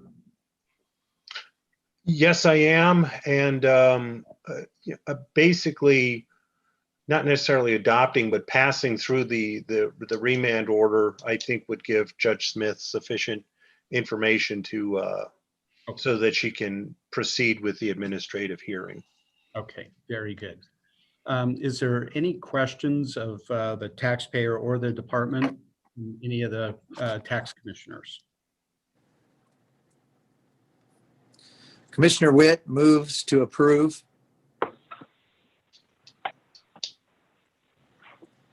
Second. Okay, I've got a motion by Commissioner Witt and seconded by Commissioner Rigby. Is there any other discussion? Mr. Chairman, I do have a question. Oh, I'm sorry. Yes. I apologize. I'm curious why logs weren't provided to the department originally, frankly. I mean, I know we're obligated to take them based on the judicial review, but I'd appreciate hearing from the taxpayer on why they weren't provided originally. So the answer to that is it varies depending on which helicopter you're talking about. But the two of the helicopters at issue were no longer in the taxpayer's possession because they were leased at the time of the audit, so they didn't have access to those flight logs. And we are currently in the process of trying to get those from the leasing company. Those two helicopters were devoted to a specific contract to be used by Arizona Public Service Corporation, which is the utility down there for ferrying their employees on power line inspections and that sort of thing. So they were devoted 365 days a year to use in Arizona, and that information was submitted at the hearing originally. The 62H was a helicopter that was purchased toward the end of the audit period that replaced the leased helicopters in Arizona to service that contract. Again,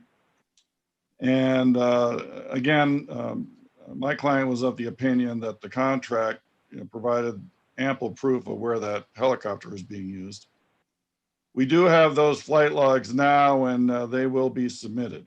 And the fourth helicopter was actually purchased in pieces and reconstructed over a number of months, and actually it took a couple of years, and was never actually used by the taxpayer for any helicopter service contracts, and ultimately sold to an out-of-state buyer. So the flight logs on that are very limited because it wasn't flown very much.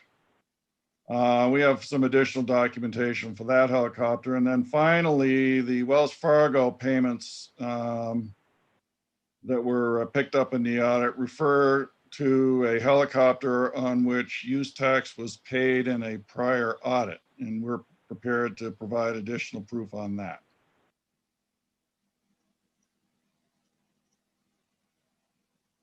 Thank you, Mr. Chairman. Okay, thank you, Commissioner Brown. I've got a motion and second on the floor. All those in favor, please signify by saying aye. Aye. Aye. Aye. Anyone opposed? Okay, very good. That item is remanded back to the administrative law judge. Director Young, item 5B. Thank you. This next agenda item is still under the Compliance Division number B, the Nevada Tax Commission's 12-month review of its suspension of the administrative law judge's July 19, 2019's order of revocation of the seller's permit, contingent upon the seller's compliance with the $500 weekly payment plan for the sales and use tax account arrearage. This is for Beaners LLC, doing business at Mercados Mexican Bar and Grill, and the department has the Attorney General's office, Peter Keegan, available. Thank you. Good afternoon, commissioners. This is Peter Keegan. Can you hear me? Perfectly. Thank you, Mr. Keegan. Thank you, Mr. Chairman. I believe we may have a member of the taxpayers organization on the phone as well. Yes. Ms. Carolina Huey. Yes, this is she. Yeah, could you state your name and spell it for the record, please? It's Carolina Huey, CarolinaHuey. Thank you. Go ahead, Mr. Keegan. Thank you, Mr. Chairman. This matter, again, is before you as a 12-month review. As you may recall, back in October of last year, 2019. This matter was before the commission on a revocation order from the administrative law judge, which was dated July 19th of 2019. The matter was determined to be one that was sufficient to warrant a stay of the revocation on the basis that the taxpayer make $500 weekly payments for 12 months, and then it would be before this body again, which it is today. Unfortunately, the packet that you have is voluminous, and that's my fault. I apologize. The pertinent data, which I'm going to give to you, is through testimony of one of the revenue officers involved in this matter, Miss Mary Patton. But suffice to say that the taxpayer has fully complied with the $500 weekly payments, indeed having made some additional payments towards principal reduction.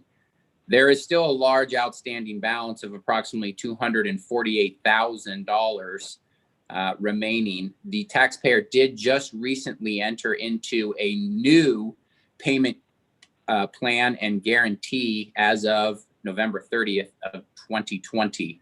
That would be a continuation of the $500 a week payments. The taxpayer is on the phone, and in the course of making that payment plan and payment guarantee did identify that there was a reduction in business associated with the pandemic. In addition to that, the Revenue Office has been diligent in seeking out another individual who had managing authority over the business and did get an order imposing personal liability for corporate debts for a small segment of the outstanding balance. That would be against Mr. Robert Mercado, who is not before you today. But I think that the department would like to submit this matter for a continuation of the stay of the revocation, and just to have this perhaps reevaluated either at a year or at the commission's discretion at a later time frame. Perhaps a year would be adequate based on the decline in business that the taxpayer has identified. But again, $35,000 in payments have been made from the period of May 23rd, 2019 to November 17th of 2020. And it appears that the taxpayer is capable, based on their statements, of continuing to make those payments. If there are any further questions as to the detail, I would request that Ms. Patton answer those, or if the taxpayer has anything to add. Ms. Huey, do you have anything to add regarding the continuation of the offer and compromise and settlement? No, sir. Okay, thank you. Is there any questions from any of the tax commissioners? Mr. Chair, this is George Colesis. I'd move to continue the, my motion would be that we leave everything status quo as is, continue it for a year for a review. Okay, thank you. Is there a second? I actually have a question for. Could I get the second in place, and then I'll ask for discussion? Second, Mr. Chairman. Okay, Commissioner Lipman, I apologize. I'm just, I'd like to hear the recommendation from the department as to how long they suggest we wait. Does 6 months make sense, or does a year make sense? I'd like to hear Ms. Patton. Thank you, Commissioner Lipman. I would request Ms. Patton to speak. She was one of the revenue officers who have evaluated the financial condition of the business. I agree.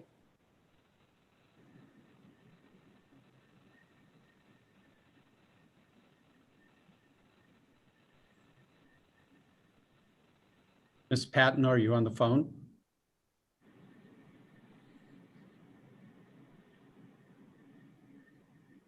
Good morning. This is Lizette Arceo for the department. Mary Patton should be on the phone. If not, I can answer. This is Tina Padovano. I do see Mary Patton in the Zoom. Can you hear us? This is Mary Patton. Can you hear me now? There we go. Oh, perfect. Again, Mary Patton, Tax Program Supervisor 3 for the department. To answer Commissioner Lipman's question, I think a year is reasonable. That's when we would normally review a long-term payment plan. And Ms. Huey really is doing quite admirably in sticking to her proposal to pay $500 a week. So my recommendation would be to revisit this in 1 year. Thank you. Any other discussion items? I've got a motion and second on the floor to continue the suspension and continue with the $500 weekly payment plan. All those in favor, please signify by saying aye. Aye. Aye. Anyone opposed? Okay. Ms. Huey, thank you very much for your diligence in repaying this debt. The state of Nevada appreciates it very much. Okay, Director Young, we'll do one more and then we'll take a quick break. Director Young, item 5C. Thank you, Director Young, for the record. This next agenda item is the taxpayers' appeal of the department's decision to deny the taxpayer's request for a late file petition for hearing.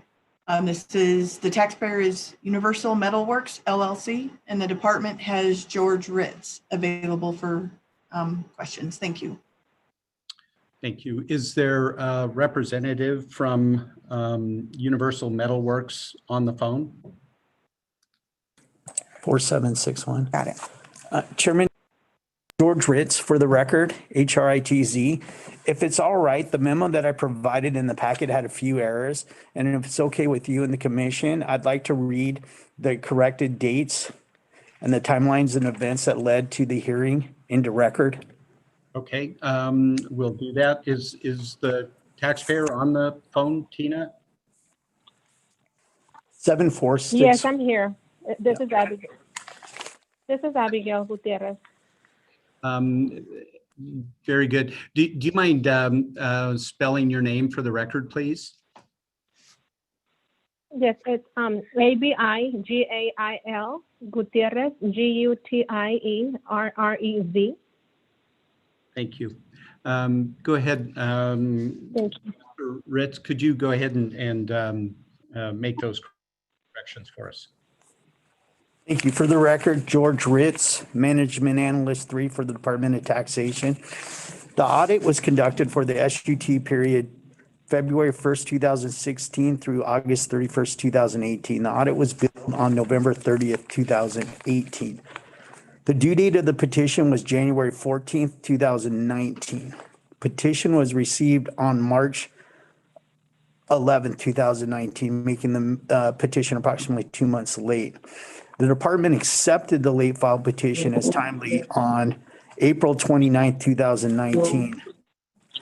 Audit reviewed the late file petition and the order regarding petition for redetermination was mailed out on July 17th, 2019. The hearing request from the taxpayer was due August 18, 2019. If the taxpayer wanted to appeal the petition for redetermination. The hearing request was received on June 19th, 2020, making the request approximately 10 months late. The department denied the hearing request on September 9th, 2020. The appeal to the Nevada Tax Commission was received on September 25th, 2020, leading to this hearing.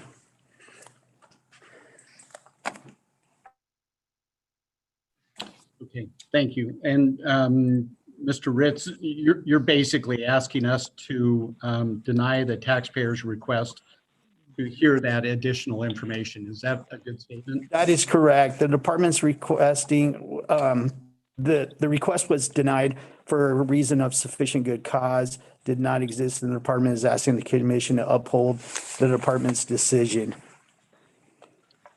Ms. Gutierrez, could you go ahead and state your case on why we should grant your request? Yes. Can you hear me? Yes, I can. Thank you. Hello? Okay, thank you. I'd like to request to go, I'm not trying to go over nobody's head, but at that time, really, I'm not sure what happened, but I know for sure that Juan had been working with Judith Herrera here in town. So he thought that he was fixing the problem, but then we found out that there was two different departments. But we really want to take care of this matter. So pretty much due to lack of knowledge on his part, and him not having the extra funds to hire somebody to help him with work office, because he started off with a friend of his, that small business. Then when his friend noticed that they weren't succeeding, that they didn't have any success, he left them. So Juan had to work in the shop, work in the field, and do office work. So because he didn't have any funds, he had no money to hire anybody to help him with his work office. So at that point, his work office wasn't, he had no knowledge either on how to label his invoices. He was labeling his invoices sales, but really they were permanent fixtures. He was building, installing, let's say, for example, TV cages. He will install TV cages, gates, handrails, tables for bars, and all those items. Even if they became real property, even if I was to place that building upside down, those things will stay in place. But his mistake was that he was labeling his invoices sales, but they really weren't sales. They were permanent fixtures. He was not collecting taxes. But when the time came for him to meet with Judith Herrera here in town, what she did was she asked him for his bank accounts, and she provided his bank account, and that's how she calculated his tax. But really, I was looking, I had to work so I can take care of the home, because, the business, he started off with only one welding machine, and, it was very hard. So I hadn't had the chance to look at his invoices, but recently I looked at his invoices, and the amount that he collected was close to $5,000. But I compared to what Judith Herrera. Mr. Chair, this is George Colassis. Mr. Chair, I don't mean to interrupt the taxpayer, but she's giving us evidence, and the question before the commission is, do we deny the late filed petition? So if we deny it, there's nothing to go further. If we allow it, then the department should be entitled to brief it and bring it back before us as a hearing. But so far, I haven't heard anything of why we should allow the late filed petition. Ms. Gutierrez. Just a moment, please. The Commissioner Colassis is correct. You don't need to restate your case. We've read the documents. Why should we grant you? Is there a reason why you didn't provide the information other than 10 months late? Is there a reason? Thank you. Okay, thank you. That's it. Don't tell me. Because Juan. Yes, there is a reason. What is the reason? Because Juan was working with Judith. Juan was working with Judith Herrera here in town, and he thought you guys were the same department. He thought that you guys. He wasn't under the impression, so he confused. He didn't know. He wasn't aware that you guys were two different departments. Okay. That he was already working with Judith Herrera. Okay. And Director Young, who is Judith Herrera? I don't know who that is. Commissioner Duvall, this is George Ritz for the Department of Taxation. Yep. Judith is the revenue officer. So that was the confusion. Approximately on January 31st, 2020 is when the DDs went out, deficiency determinations that were created on an estimate for not filing the sales ago was confused on, according to Mrs. Gutierrez, there was some confusion from the audit, dealing with the audit and dealing with the deficiency determinations. So I'm sorry, you didn't answer. That is correct. Who is revenue? Hello? She's a revenue officer for the Department of Taxation. So he was dealing with the right department then. He didn't realize that he was dealing with the audit. He thought the audit, when he was dealing with the revenue officer, he thought he was dealing with the audit at the same time. She wasn't working on the audit because the audit was closed at that point in time. They'd be working on the collection, not pursuing a hearing request. It wasn't until after the DDs weren't answered and filed lately, and then I got back involved, that Mrs. Gutierrez understood at that point in time that we had two separate issues for liability. One was the audit, one was the result of not filing sales and use tax, which was the deficiency determination that was mailed out January 31st, 2020. Does that answer your question? Who does Judith work for? Department of Taxation. Okay, that's all I need to know. All right. Is there any questions from any of the commissioners? Is there a motion?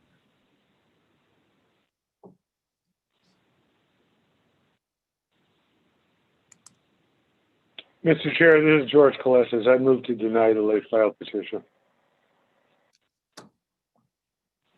Okay, is there a second?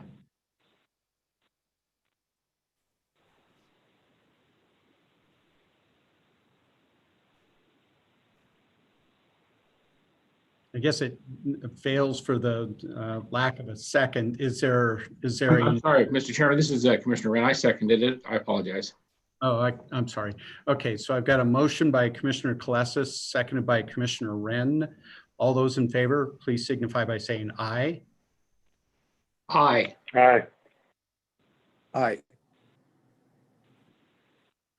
Anyone opposed? Nay. Opposed. Okay, motion passes. Very good. I don't know if it did. Can you do a roll call? I can. Just a moment, please. Commissioner Witt. Aye. Commissioner Brown. Nay. No. Commissioner Lipman. Nay. Commissioner Wren. Aye. Commissioner Coleses. Aye. Commissioner Rigby. Nay. Commissioner Bursey.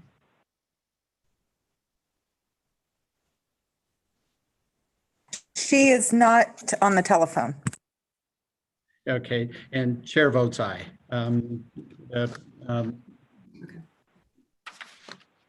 Motion passes. Mr. Ritz, would you continue to work with Ms. Gutierrez to resolve this problem? No. Yes, I will, Chairman DeVol. Okay. Thank you. Okay, let's take a. Thank you very much. Thank you, Ms. Gutierrez. Let's take a 10-minute break and come back at 10:55. We'll start again at well, actually 10:50. I apologize. Let's take a 10-minute break. Thank you.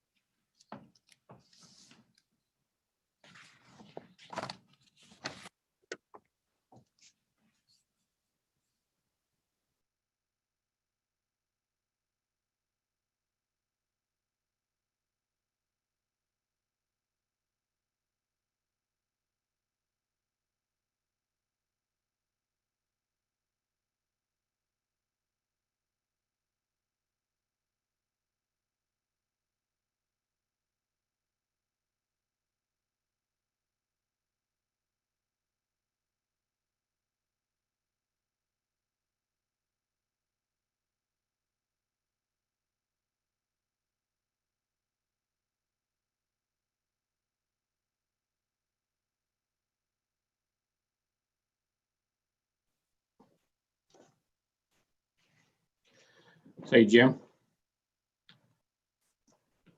Yes, sir. Thank you for the break. This working from home has its consequences. I couldn't decide whether to spike the eggnog or go for the fudge. But I went with the fudge.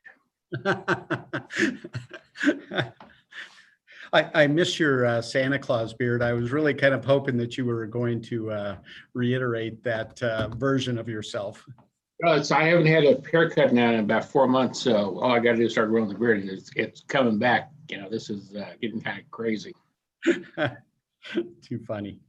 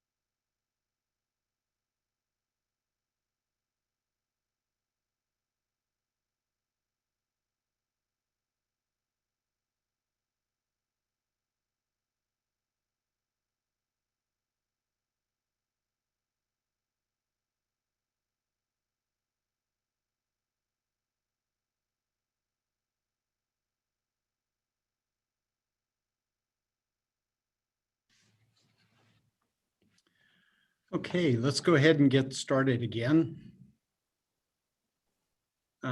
Tina, can you hear me? Yes, we can hear you. Okay, let's go ahead and call the meeting back to order. Director Young, the next item. Thank you. Director Young, for the record, we're still under agenda item 5 for the compliance division. The next agenda item is D, taxpayers' appeal of the administrative law judge's decision pursuant to NRS 360.245 and NAC 360.175. First taxpayer under this agenda item is Big Burger Beer and More, LLC, doing business as Street Food. The department has the Attorney General's Office, Louis Soka, available. Thank you. Okay, thank you. Mr. Soka, are you on the phone? Yes, I am, Mr. Chairman. Good morning, and good morning to the commissioners and Madam Director. Also with me on the phone will be the auditor in this case, Ms. Jennifer Hampton. Thank you. Thank you. Is there a representative of Big Burger Beer and More on the phone? Good morning, commissioners. This is Suzanne Warren on behalf of the taxpayer Street Food. Thank you, Ms. Warren. Could you spell your last name for us so we make sure we've got it right on the record? Yes, it's W-A-R-R-E-N. Okay, very good. This is your appeal of the administrative law judge's decision. Go ahead and make your appeal. I'm looking at the remand order, and it looks like the additional evidence that was provided was insufficient to warrant any changes from the original decision. Could you tell us why on appeal you feel like we should reverse the administrative law judge's decision? And you've got about 5 minutes. Is that sufficient? Yes, it is. Thank you. Okay, thank you, Ms. Warren. Go ahead. Today, we are asking the commission to find that the decision of the administrative law judge was clearly erroneous based on its finding that taxpayer amended its federal returns to deceptively back out its gross receipts when it found that it needed evidence to contradict the evidence already in the record. Probably the most important point in this dispute is that, the second hearing order focused largely on purported amended returns in its conclusion that taxpayer kept operating after December 2015.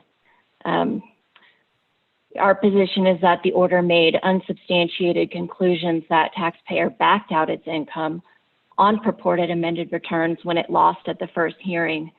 From this, the department concludes that the taxpayer earned income in 2016 and 17, and then deceptively backed out that income in order to support its position against the department.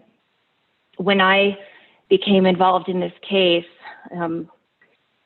I pulled IRS transcripts of account, which were never reviewed by anyone in either the original hearing or the second hearing. And those IRS transcripts of account show that the taxpayer never amended returns. And the problem here is that the order, the second order, the order on remand, heavily attacks taxpayers' credibility and says that the taxpayer amended returns after the hearing when it needed evidence to contradict the record. Because of this attack on taxpayers' credibility, it prejudiced the taxpayer to the point where it could not get a fair shake at the hearing. And there was no deception, there was no amended returns, and there was no attempt to back out income. So we are asking that the commission find that the remand order was clearly erroneous, and I will leave it up to you to ask questions. Okay, thank you, Ms. Warren. Mr. Werbicki, do you have a rebuttal? Yes. Yes, Mr. Chairman, can you hear me? Yes, I can. So one of the issues here is that we're looking at these so-called amended returns and what is their history. And when you look at the procedural history of this case, what you will see is Ms. Warren is the fourth representative for the taxpayer. The taxpayer's second representative and third representatives have both held out these returns as amended returns. So previously, the reason this was remanded back to the ALJ was because the second representative and the third representative have both said, these are amended returns, you need to look at them. In fact, the department and the ALJ initially did look at the filed returns of the taxpayer for 2015 and 2016. So it is not as if the ALJ or the department was not aware of the initial returns.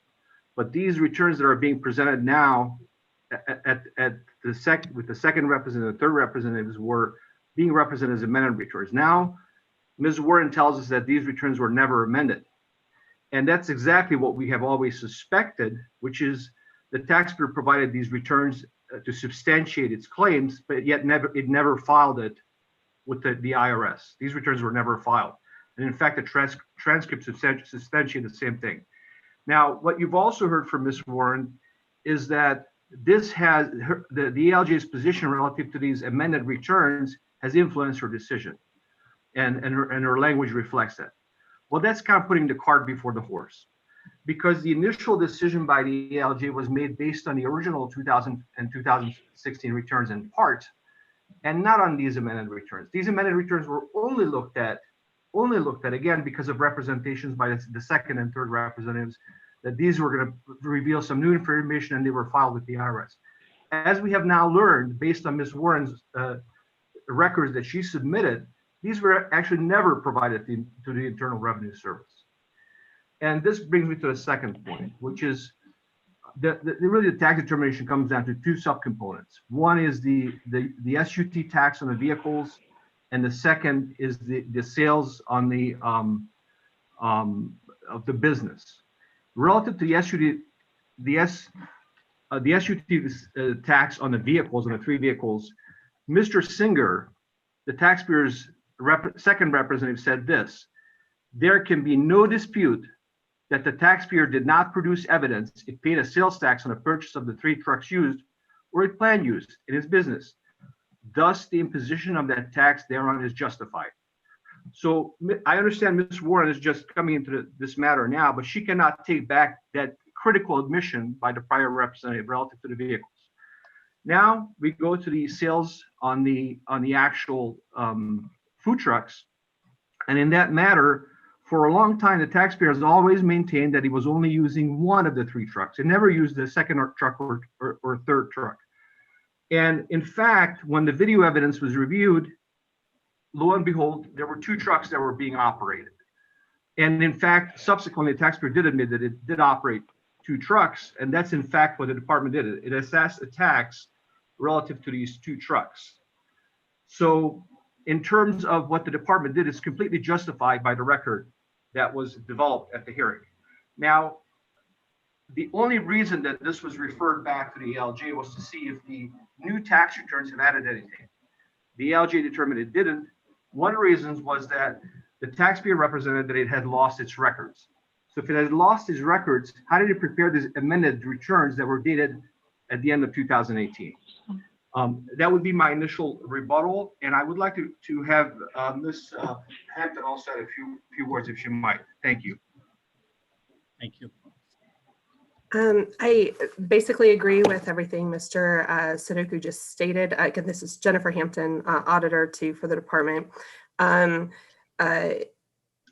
There were delinquent returns on this account, which were assessed. There was underreporting on the account. Ms. Warren stated that we have assessed through 2017, which is inaccurate. We have, based on information from a taxpayer's witness, assessed only through January 31st of 2016,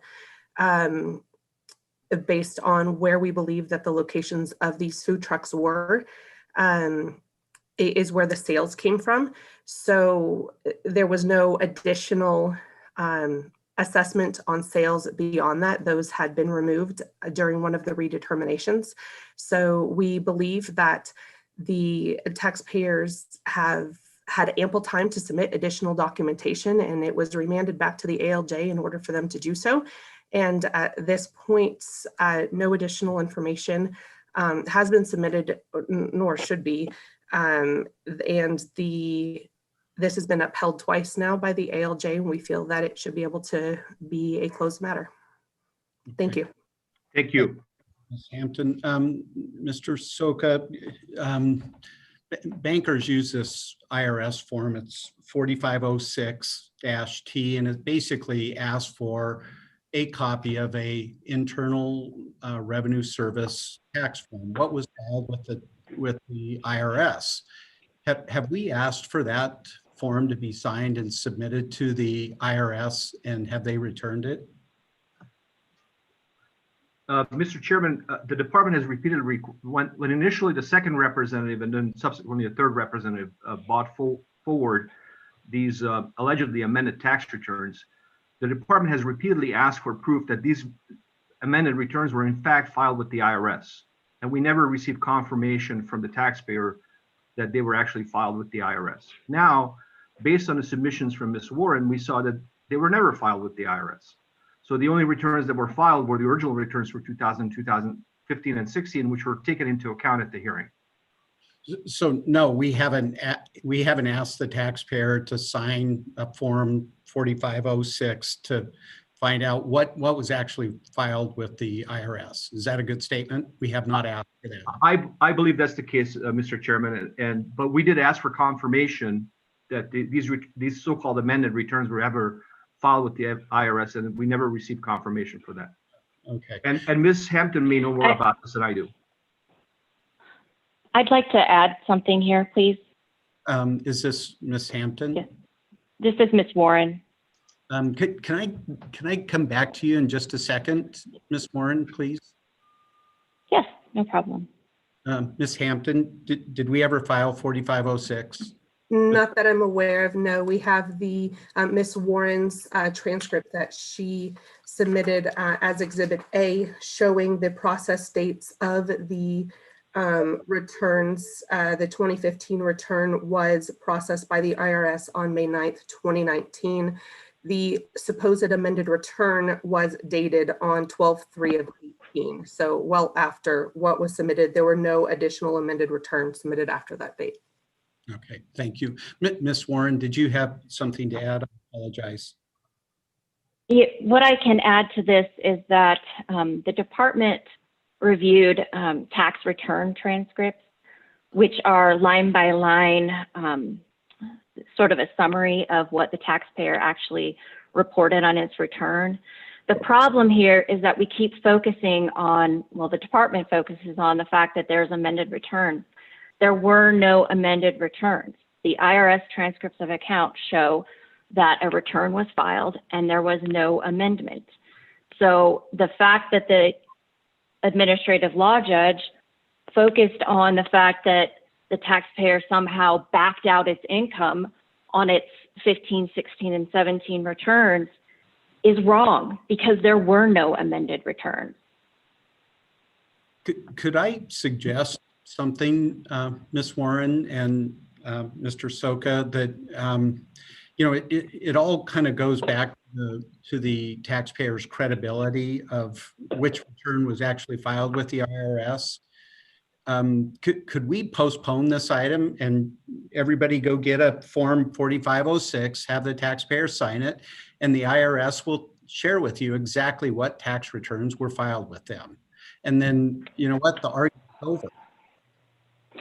Commissioners, I'm actually licensed to practice before the IRS. I directly obtained the IRS transcripts of account. So I'm not sure what Form 4506 you're asking the taxpayer to provide, but the transcripts of account were pulled directly from the IRS when this case was briefed, I believe, back in June. And they clearly show no amended returns.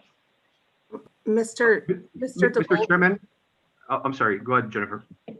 If I may, the department is willing to concede at this point that there were no amended returns.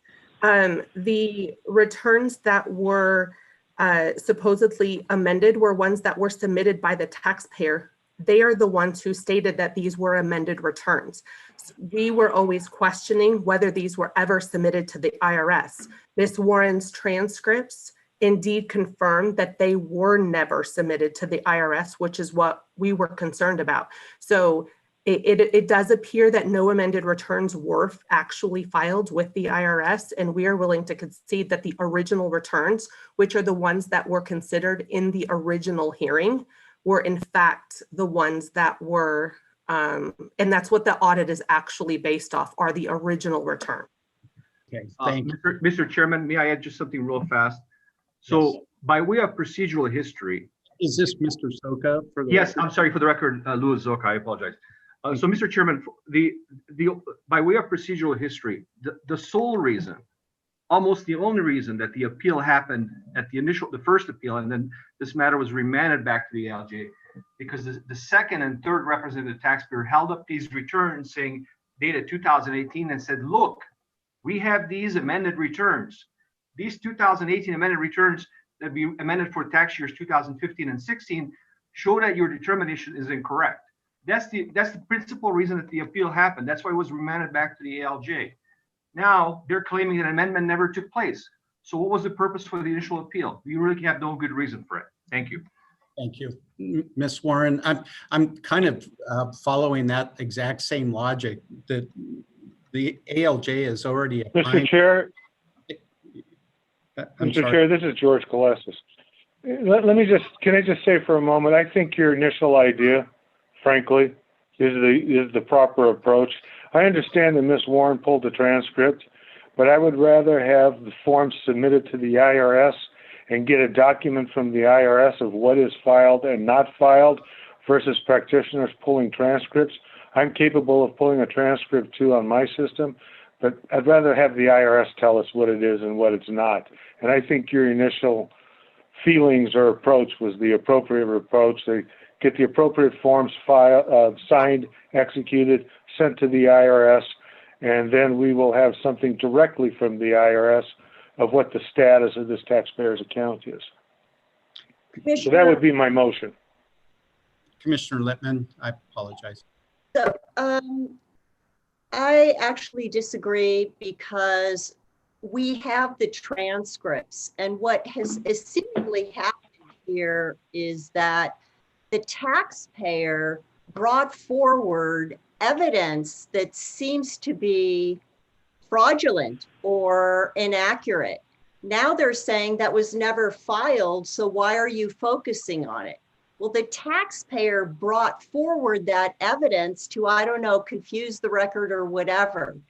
So I think the ALJ has already ruled on the accurate tax information.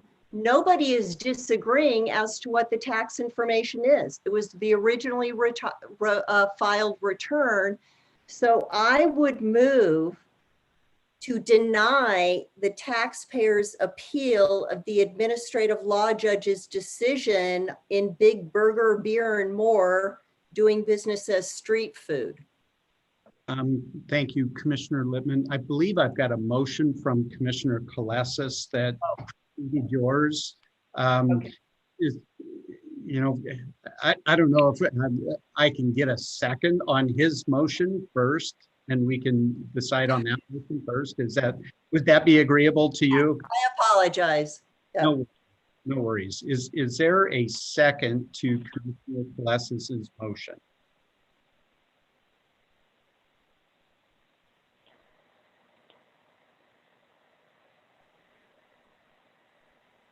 Okay, I'm not hearing one, so I'm assuming that motion will die from the lack of a second.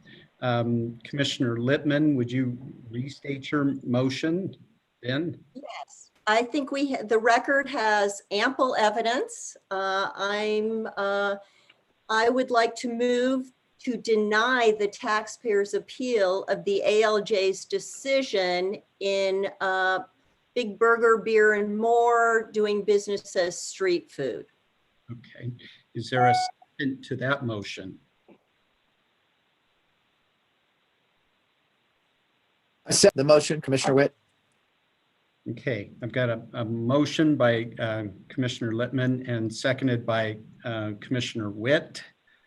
All those in favor, please signify by saying aye. Aye. Aye. there anyone opposed? Aye. I'm sorry. Opposed? Commissioner Brown, were you opposed or in favor of the motion? I apologize, Mr. Chairman. I'm in favor. And if you don't mind, I would like to just make one quick remark. I think the department's been entirely generous with this taxpayer. They've removed the vast majority for the month they claimed they weren't operating without any records. And I really do feel like the department's bent over backwards. So thank you. Thank you. I think it makes sense to maybe do a roll call here in favor of Commissioner Lipman's motion. Commissioner Witt?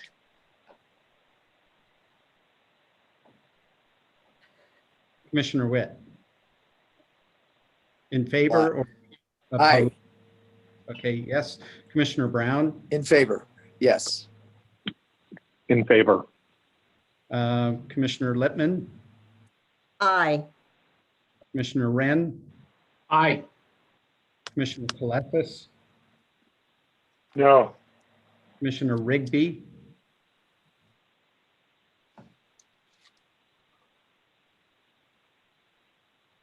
Commissioner Rigby? She's got a, I'm sorry. Commissioner Bursey is feeling under the weather, and she sent me a text that she's no longer available, and chair votes aye. So we're upholding the administrative law judge's decision. Okay, thank you, Ms. Warren, and thank you, Mr. Soka, and Director Young. Next item. Thank you. For the record, Director Young, this next agenda item, the taxpayer, so it's the taxpayer's appeal of the administrative law judge decision pursuant to NRS 30.245 and NAC 360.175.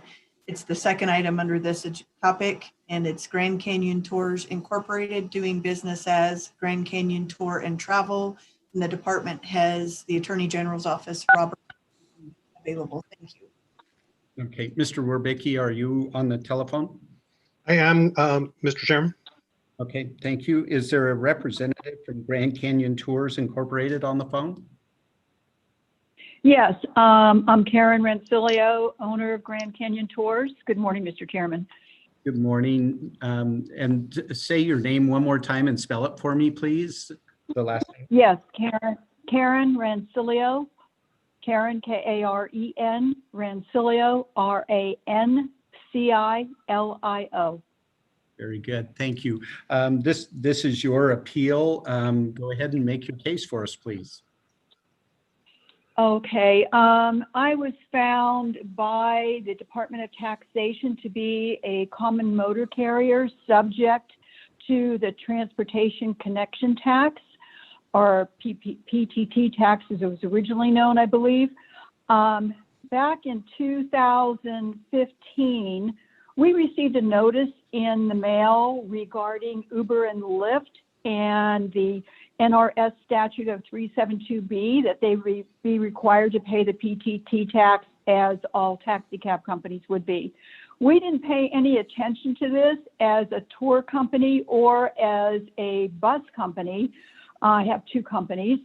One is Grand Canyon Tour Company, one's our car.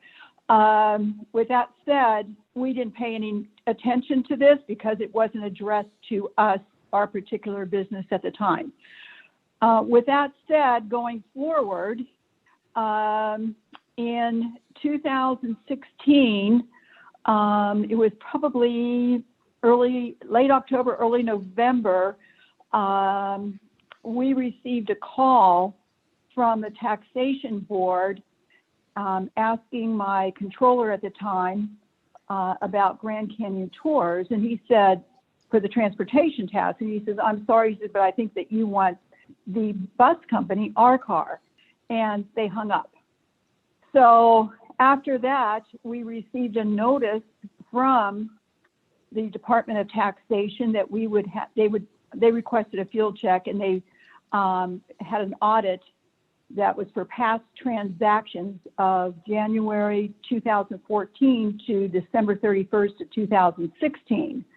This audit was conducted, And then in 2017 in July, we received a deficiency notice from them for an amount of $610,805, which actually occurred before, basically, again, this PT&T transportation tax, which applied to Uber and Lyft, which we were never advised of as Grand Canyon Tour Company.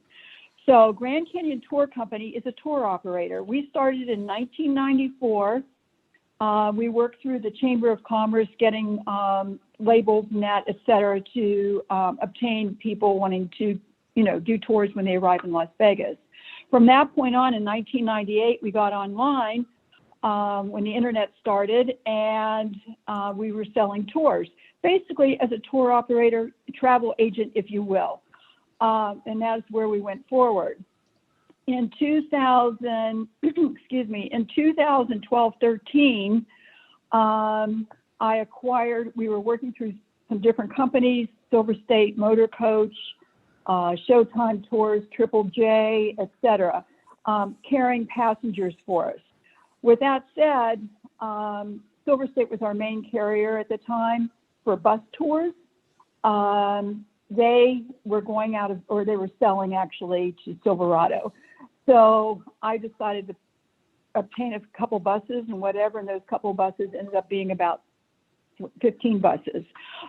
With that said, we started operating under our car LLC as a bus company. This way we could perhaps do more than bus tours. We could do convention moves, we could do et cetera. It's just a plethora of operational things. So this is where we're at as far as Grand Canyon. I still contend we are not a common motor carrier. NTA, I've called NTA, they do not have Grand Canyon as anything on their list. I said, are we a common motor carrier? They stated no. Our car, when all this happened, had just applied for the NTA CPCN authority.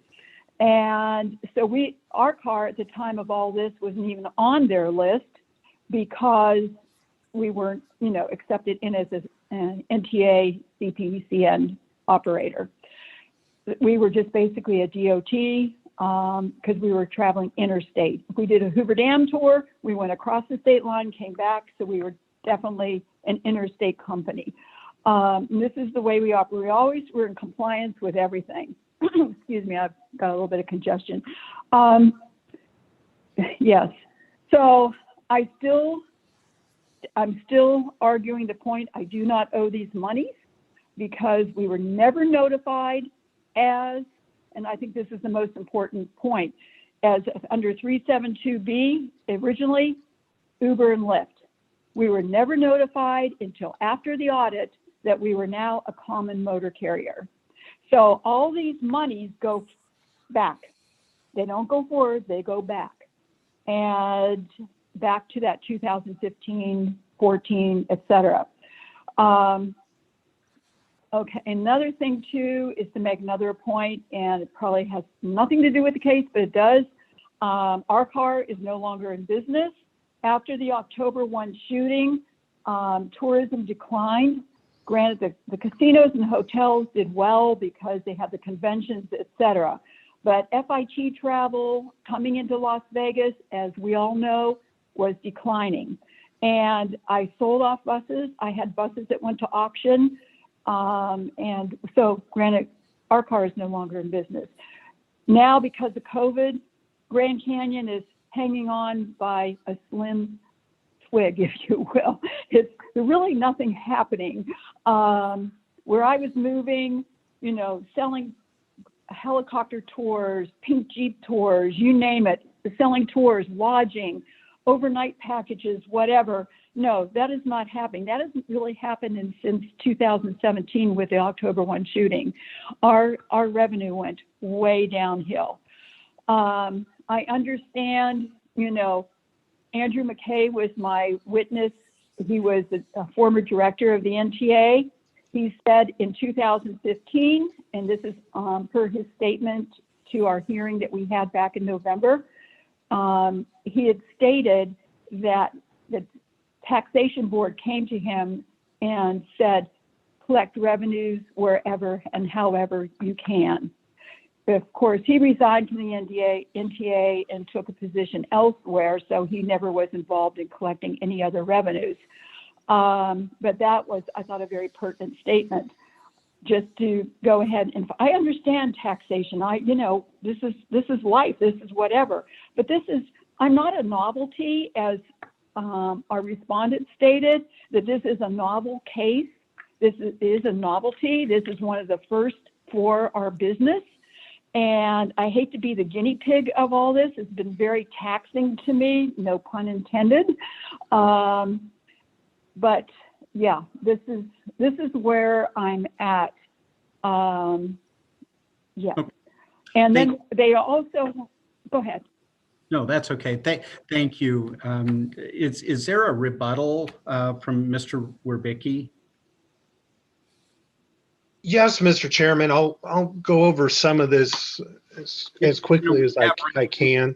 Yeah, we have read the voluminous pages relating, by the way, so replowing the field probably doesn't help us much. So I apologize, but we have done our homework and read all of the documentation.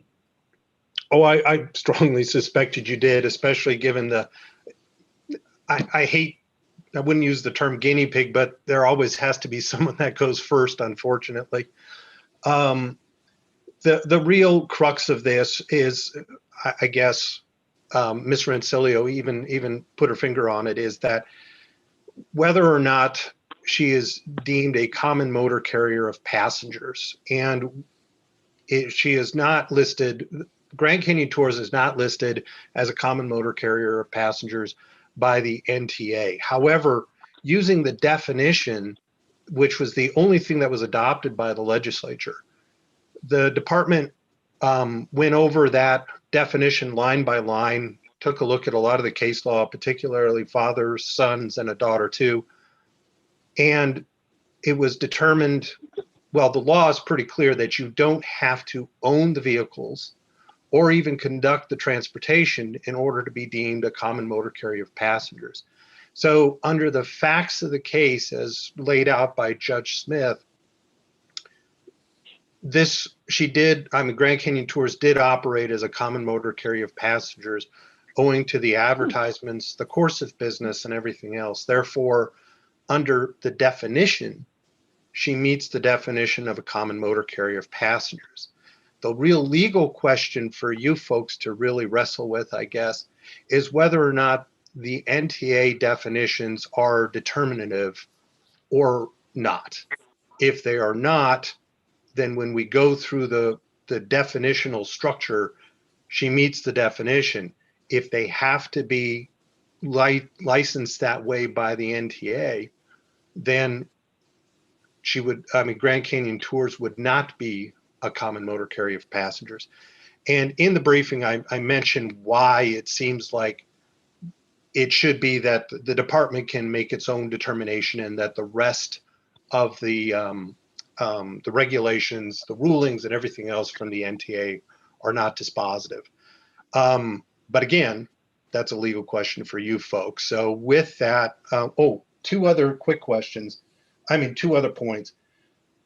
Again, in the briefing, 98% of our VARCAR's income came from Grand Canyon Tours. So, there was a couple other things that VARCAR did, but really they were linked with Grand Canyon Tours. And Grand Canyon Tours was, as Ms. Rensilio stated during the hearing, the face of the operation.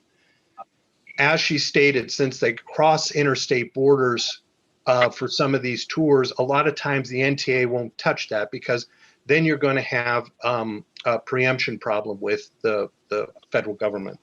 And then finally, as regard to notice, I forget the exact dates, but it was very early on, was within a few months that it was noticed, someone noticed Grand Canyon Tours in the department. I think it was Mr. Steves, and notified them that they should start paying the TCT. And then they've consistently said they don't have to pay it, but then they were force registered. I think it was 4 or 5 months after that. So it was in 2016. So it was pretty early on and pretty quickly that they were given notice. And of course, as I point out in my briefing, that, you know, when the legislature publishes this stuff, that's considered constructive notice. And with that, I'll leave it at that and answer any questions you folks might have. Okay, thank you. Is there any questions from the tax commission to the directed towards the department or the taxpayer? Mr. Chairman, this is Commissioner Rigby. Yes. I have a question for Mr. Werbicki. Are we to consider Grand Canyon Tours, Inc. as a separate legal entity without regard to the sister business, our car with the common ownership and common management? So our question is as to the separate legal entity, correct?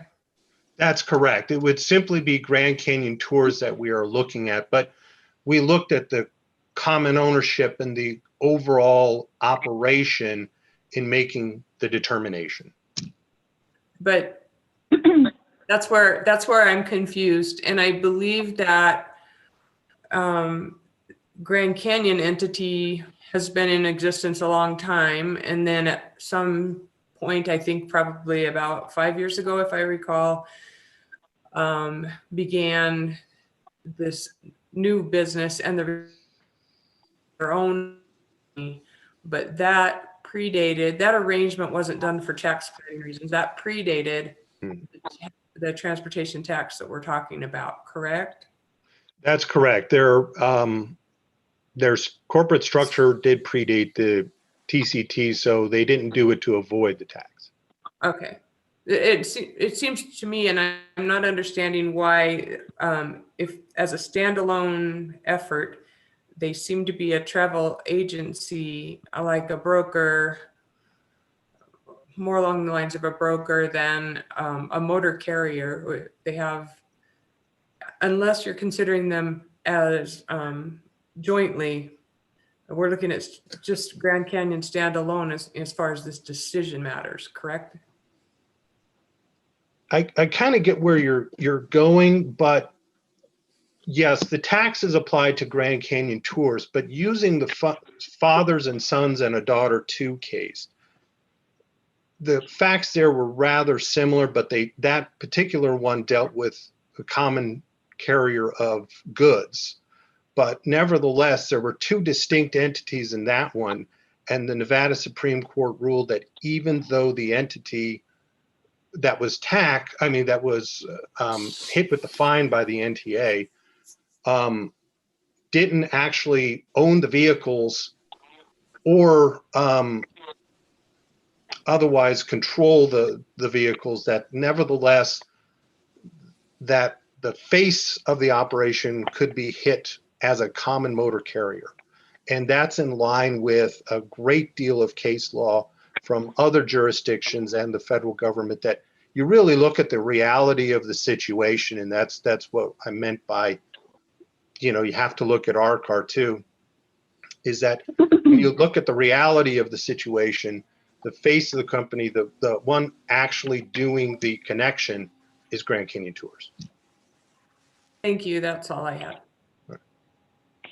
Is there any other questions of the taxpayer or the department? This is Commissioner Witt. Just a question. I think we can all agree that there's tax due for services that are provided. I guess my question would be to the taxpayer, as Grand Canyon Tours, who paid the tax?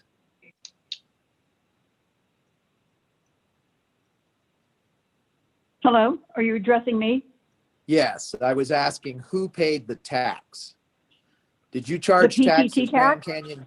Did you charge taxes, Grand Canyon Tours, or were you leaving it up to other entities that you were doing business with to charge the tax? The PTT tax or TCT tax. Is that what you're addressing? Yeah, well, I'm addressing all taxes. Okay, all taxes. Grand Canyon Tours is a separate entity. it pays its taxes under an S corporation. Our car is an LLC. It pays its taxes under an LLC. They are two separate entities. I may own both entities, but the bus company was managed by another person. And granted, my name is as ownership, but they were two separate entities. Whether I put my passengers from Grand Canyon as, so to say, as this woman before said, a travel agency or a broker, whether I put my customers on with our car, or if I put them on with Showtime Tours, or with Triple J, or with Gray Line, it doesn't make any difference. It doesn't make our car, 99%. You don't even know all the other percentage that went with the other companies.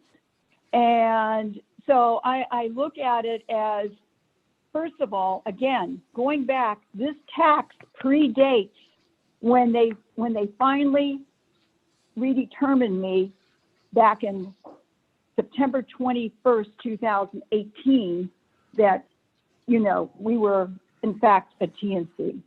And so to answer your question, they are two separate entities. I book with helicopter companies. I book with Jeep companies. I book with lodging. This has two separate things. I got you. Okay, let me ask a question in a different way. I'm visiting Las Vegas. I want to go to the dam. I want to go see Hoover Dam. So I get a flyer on the Strip. I come up with Grand Canyon Tours and I sign up for a tour. Do you charge me? You sign me up. I have a document, probably on my cell phone or something. Do you charge me tax at that point in time? No. When does the tax get paid? The PT&T tax? Any tax. What, any tax? No, we don't. So no. I'm just saying any tax, because I understand No. I understand what you're saying, but you answered my question. So when I sign up for a tour, you do not charge me tax, even though in some cases that's the only document that tracks the transaction. Right. There's no tax. Okay. We're So you as the taxpayer made a determination that there was no tax. I noticed in the brief that some of your secondary companies would then at that point charge tax and some wouldn't. So thank you. You answered my question. That's correct. That is, if you have a PT&T tax, as far as that goes, some companies probably did, some companies probably didn't. That's another case for you guys, because they're all fighting it right now to get their monies back, because they feel that this is totally unjust that they're notified as a common motor carrier, because they're not. We're not a taxi cab service as Uber and Lyft were described, which they are, just a different form of taxis. We don't pick people up in a corner. We have a designated area.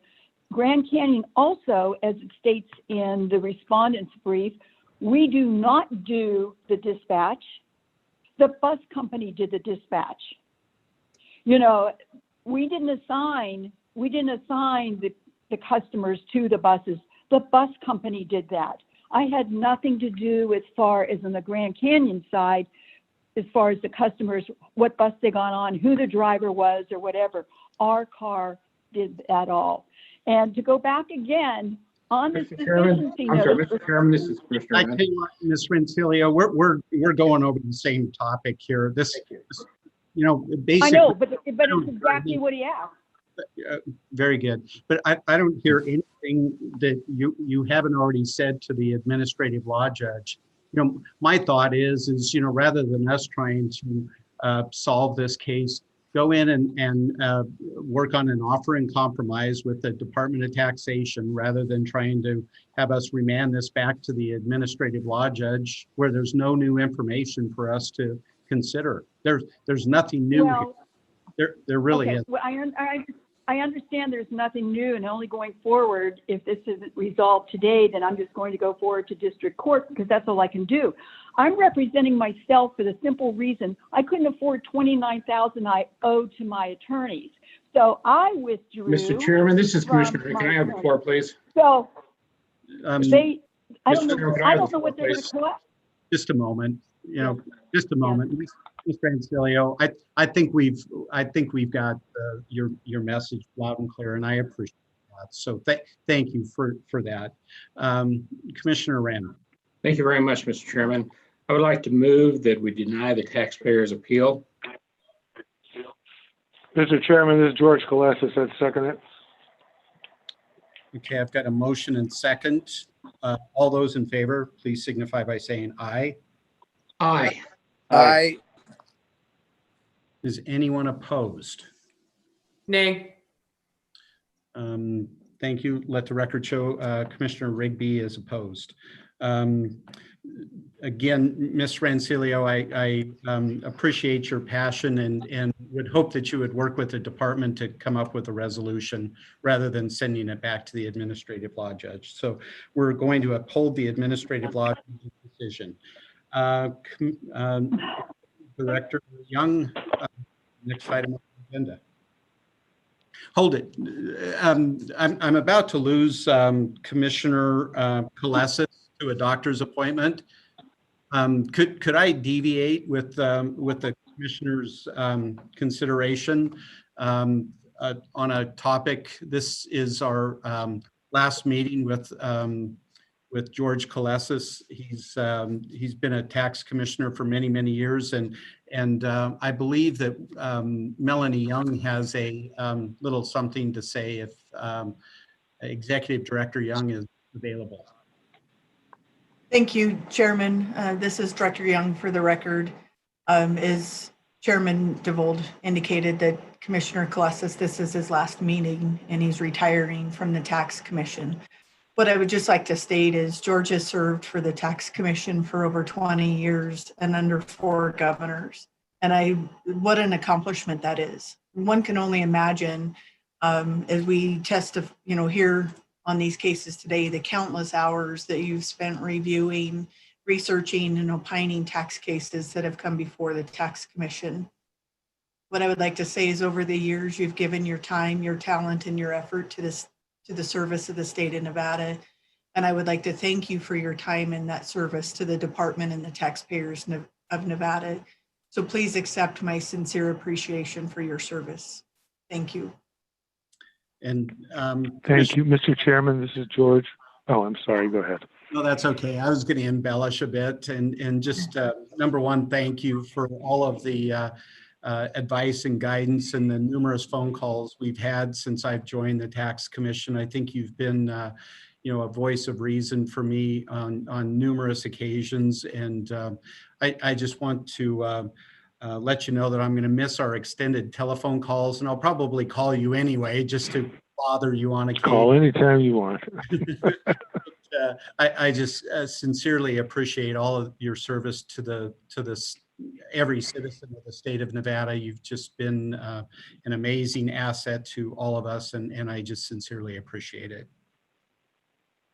I want to say thank you, and believe me, it was an honor working with you, Melanie, and the other commissioners, and all the commissioners in the past, and all the directors in the past. I can't say enough about how it was an honor and a pleasure spending the last 2 decades with the prior folks as well as with the present folks. And Jim, you've done a tremendous job as a chairman, and Tony and Craig and all of you, and Sharon, and I mean, you guys are wonderful. And the state of Nevada is very fortunate to have a group of people like you who do care. And as I've pointed out numbers of times, as well as it was said today, there's very few people I can honestly say that I know take the time, spend the time and the effort, and read everything. And people just have no idea how well prepared you guys are, and we've been. And it's been a complete honor, and I just can't say enough wonderful things about everybody. And I wish you all the best of luck. And Melanie, we'll have that dinner and wine one day when you're down here. And Jim, invitation for you as well as the rest. And I look forward to seeing you guys. And please take care of yourselves and especially be safe in today's climate and everything that's happening. And on that note, I think I'll go to the doctors. Does any other commissioner wish to say anything, or should we let him go to his doctor's appointment? This is Commissioner All right, Wren. this is I'm gonna Commissioner let him Witt. go, but thank you, George. We really appreciate all your help. Commissioner Witt? Commissioner Witt would just like to say that it'd be nice if those chocolates would continue to come around Christmas time. Those chocolates They are pretty definitely awesome. will. Thank you so much. You're welcome. You're very welcome. All right. All right, Jim. Well, I'm going to check out Melanie. You guys take care of yourselves. And I'm always available anytime you need anything. All right. All the best, George. Take care. You. Thank you. You guys take care of yourselves. All righty. Bye-bye. Bye. Sorry for the deviation there to everybody on the phone and so forward. Let's go ahead. Director Young, next item on the agenda. Thank you. Still under agenda item 5 for the compliance division. This is item E, which is the department's motion to dismiss taxpayers' appeal advisory opinion number 20-013 dated July 30, 2020, and the taxpayers' appeal of the advisory opinion number 20-0013 dated July 30, 2020 pursuant to NAC 360.175 subsection 2A. What I would like to state is taxpayer is Aaron Katz, and he has requested that the taxpayers appeal the advisory opinion be heard first. So the department has the Attorney General's office, Peter Keegan, available for questions. Thank you. Okay, Mr. Katz, are you on the telephone? I am. Does the commission hear me? Perfectly, thank you. And let's see, we've got Mr. Keegan on the telephone. Yes, Mr. Chairman, can you hear me? Okay, perfectly, thank you. Mr. Katz, I apologize for the length of your wait here. Go ahead and make your case. Thank you very much. And first of all, I thank the commission for the opportunity to address this matter. Just a procedural point. The executive director said the appeal was filed pursuant to NAC 360.175 subsection 2A. That's not accurate. It was filed pursuant to NAC 360.200 subsection 2. That's an appeal of an advisory opinion. The Department of Taxation was created in 1917 in part to exercise general supervision and control over the entire revenue system of the state. The subject special taxes that are at issue here are part of the revenue system of the state of Nevada. So there's jurisdiction over it. The commission was created to head the department. In this capacity, the commission is supposed to make decisions to ensure that the application of taxes is done consistently among taxpayers and among various taxes. And in this regard, the commission shall have broad power to authorize the executive director or any other officer of the department to hold hearings or make investigations. And independent of all of this jurisdiction, the commission possesses broad powers to exercise any necessary and proper powers, whether or not expressly enumerated in NRS 360.200 to 265. As a state agency, the commission is subject to the Nevada Administrative Procedures Act, which means its regulations and other actions are intended to protect the public health, safety, and welfare of Nevada citizens. And if there be any doubt insofar as to the department's or the commission's powers are concerned, NAC 360.043 subsection 1C instructs that the provisions of NAC 360.043 through 360.200 inclusive will be liberally construed to secure the just, speedy, and economical determination of all issues presented. And I underscore the 360.200 because that's what's before the commission today, an appeal of an advisory opinion. But the department seems to take a different view when it comes to local governments. The department's employees believe their reason for being is to protect their fellow public employee colleagues from citizen efforts to compel the protection of the Nevada Administrative Procedures Act promises. And that's why we're here today. NAC 360.190 subsection 1 provides that any person may petition the executive director for an advisory opinion concerning any matters within the jurisdiction of the department of the commission. Given the petition was grounded upon at least 7 powers within the jurisdiction of the department, which I set forth in the opening brief, petitioners satisfied all of the procedural requirements outlined in NAC 360.193 to secure an advisory opinion. But that didn't happen. Instead, the executive director declined to issue an advisory opinion because petitioner allegedly failed to propose a disposition within existing statutes and regulations. But where in NAC 360.190 subsection 3 does it instruct that the form of petitions for advisory opinions must include this requirement? And the answer is simple: nowhere. Moreover, NAC 360.201 specifies what the executive director must include in her advisory opinions. Yet, nowhere does it permit her to decline a petition because the petition has allegedly failed to propose a disposition within existing statutes and regulations. For these reasons, petitioner appealed the executive director's refusal, as he was entitled to do under NAC 360.200 subsection 2. And how has the executive director responded?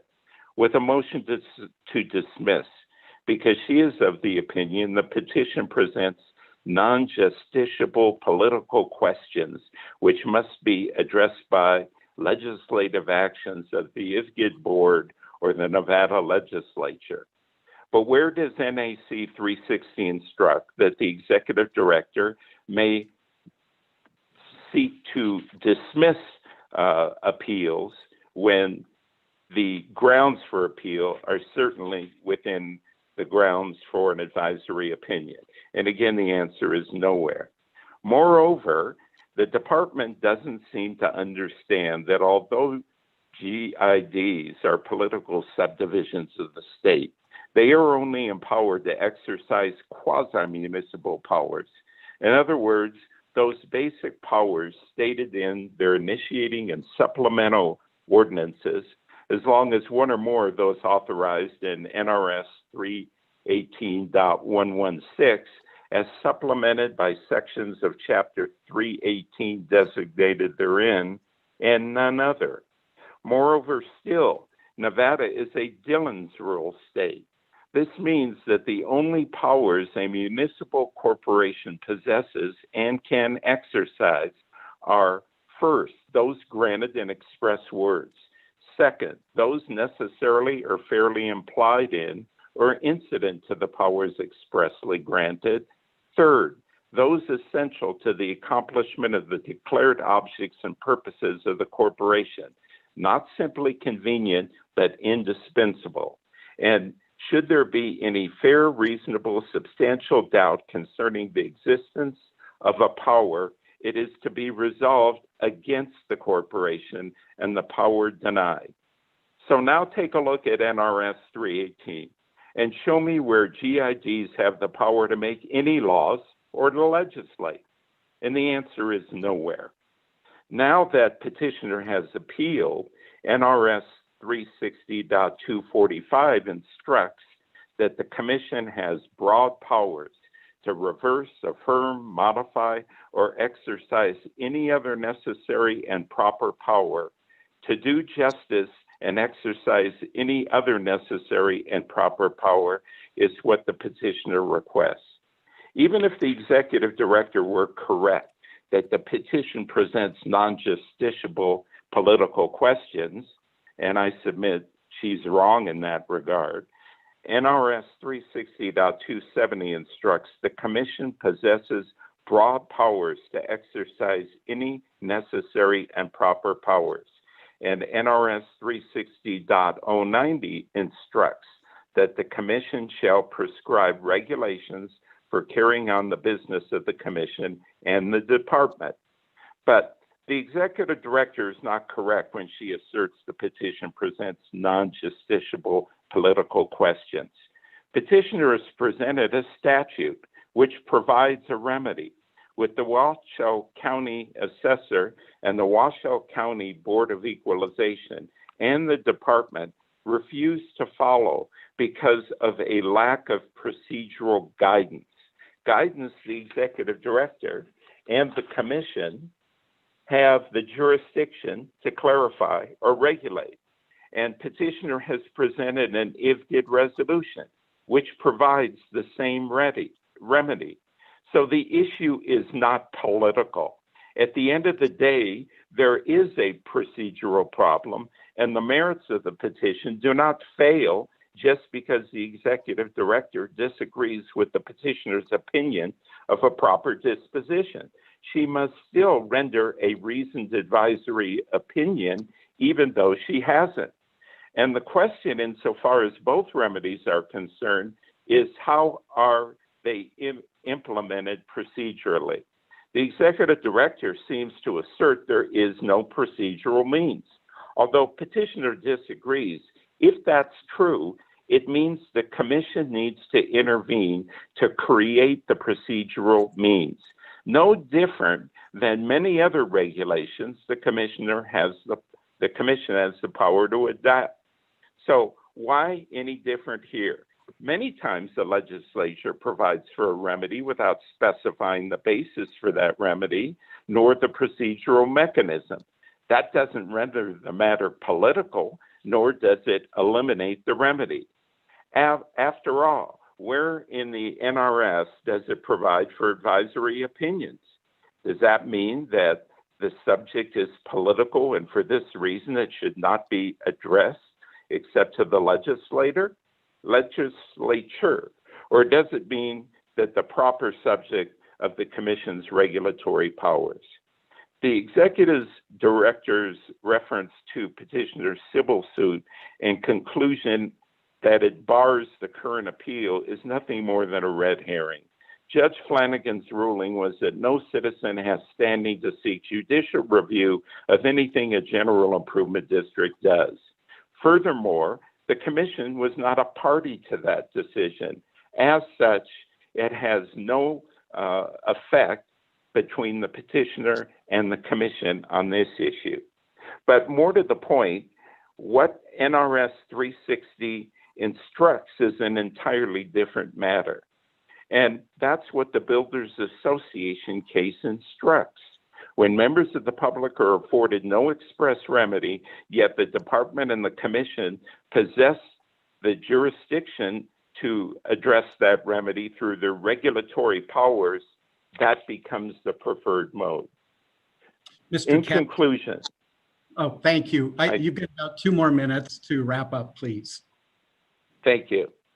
Petitioner's advisory opinion petition did not ask the executive director to create a remedy for refund of these special taxes. That remedy already exists. But it calls for the county assessors to accept requests for refunds and county boards of equalization to administratively process them.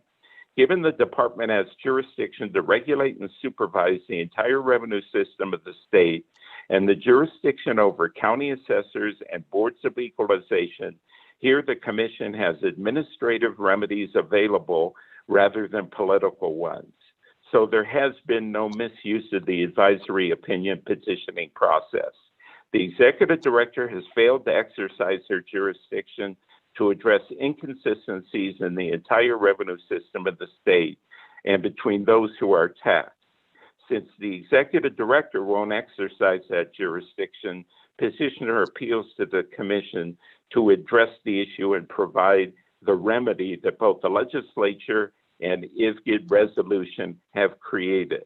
If the commission refuses, it is empowering local government to inconsistently tax properties within their boundaries without providing their owners due process, even though the statute and regulation appear to provide that process. Thank you very much, and I hope the commission will address some remedy. Thank you, Mr. Katz. Mr. Keegan, do you have a quick rebuttal? And I have some comments following you. Mr. Chairman, can you hear me? This is Peter Keegan. I can, perfectly. Thank you, Mr. Chairman. Yep. Just quickly in response to the petitioner's outlined issues in his appeal of the advisory opinion that was issued. Number one, as identified in our motion to dismiss, there was a request very clearly laid out in a series of items that were requested that the executive director do in order to effectuate the remedies which Mr. Katz has requested.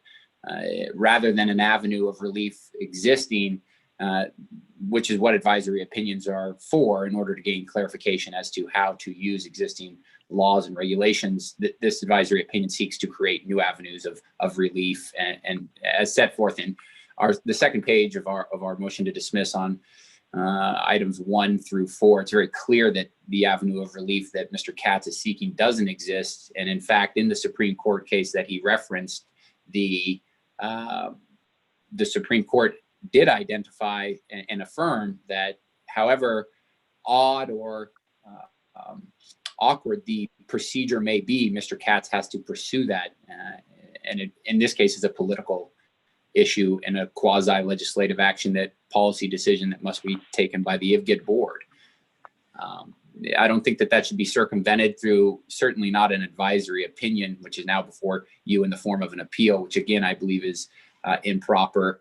And then finally, I would just address the issue of the res judicata argument that we raised in our motion to dismiss on the second basis. I identified it as something called defensive non-mutual collateral estoppel, which means that the parties don't have to be the same to the case, just the issues. And in this case, the refund of the recreational facilities fee and beach facilities fee fund was directly addressed by the district and Supreme Court, and thus would be able to be used by the commission or the department if this appeal were to move forward to a district court level on a res judicata ground. And on that basis alone, we would submit that there is no basis for this appeal. There certainly is no avenue for the department to prescribe relief outside of a political or executive action. And for those reasons, we would request that this appeal be dismissed. Okay, thank you, Mr. Keegan. And I just have a couple of comments, maybe a quick question, Mr. Keegan. I'm looking at the Supreme Court decision, State of Nevada, decided November 21st, 2019. It appears that the same issue has already been decided by the Supreme Court of the State of Nevada. Is that a good statement? Yes, Mr. Chairman, that is a correct statement, and I believe Mr. Katz would agree with you. So in that statement, they called this lawsuit frivolous. Is that a good statement by the Nevada Supreme Court? In general, yes. The case was affirmed. The late Judge Flanagan's ruling was affirmed. There was a secondary appeal based on the application of attorney's fees, which the district court imposed based on what IFGID filed, and that was affirmed as well. The language that you're reading is from that second portion of the appeal, identifying that the original lawsuit was indeed frivolous, and that justified the application of the attorney's fees. Okay, so here's what I'm thinking is there was a referendum in November. They elected the voters of the Incline Village General Improvement District. The voters basically decided who should represent them on that board of directors, and I feel like that was a referendum on Mr. Katz's issue. And I really feel like we should let that new body decide whether or not it's frivolous or not. So anyway, at the end of the day, that's kind of my thoughts. Is there any questions? Mr. Katz, would you mind putting your phone on mute, please? Thank you. Put my phone on mute, you're saying? Yes, please. You're rustling papers and it's coming across very distracting. Thank you. Is there any questions of Mr. Katz or the department at this time from any of the commissioners?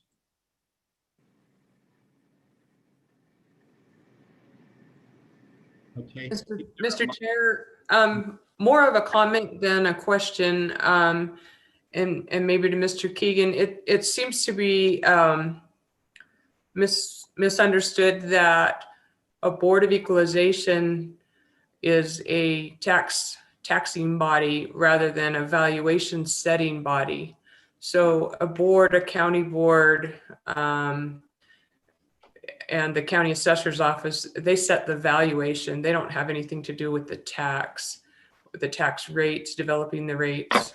And so pursuing a refund from a Board of Equalization is seems to be misdirected. I don't know if that helps at all.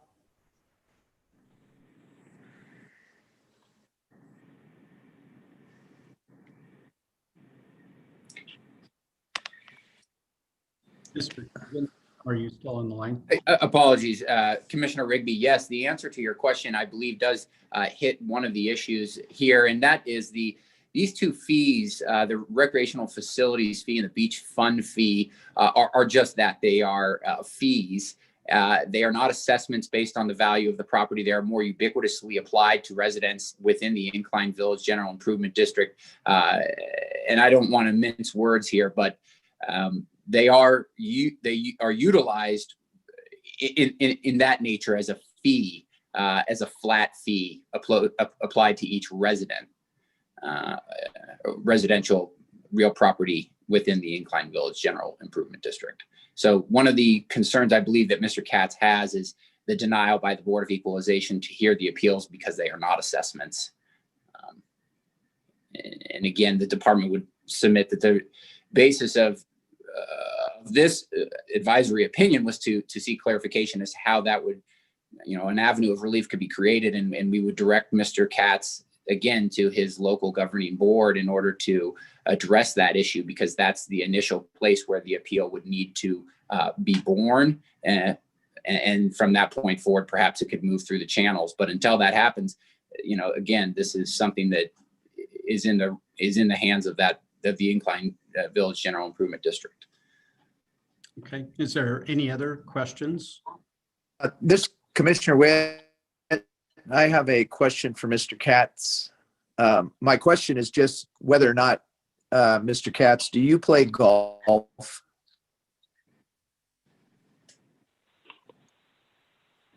Do I play golf? No. Thank you. Is there any other questions or comments?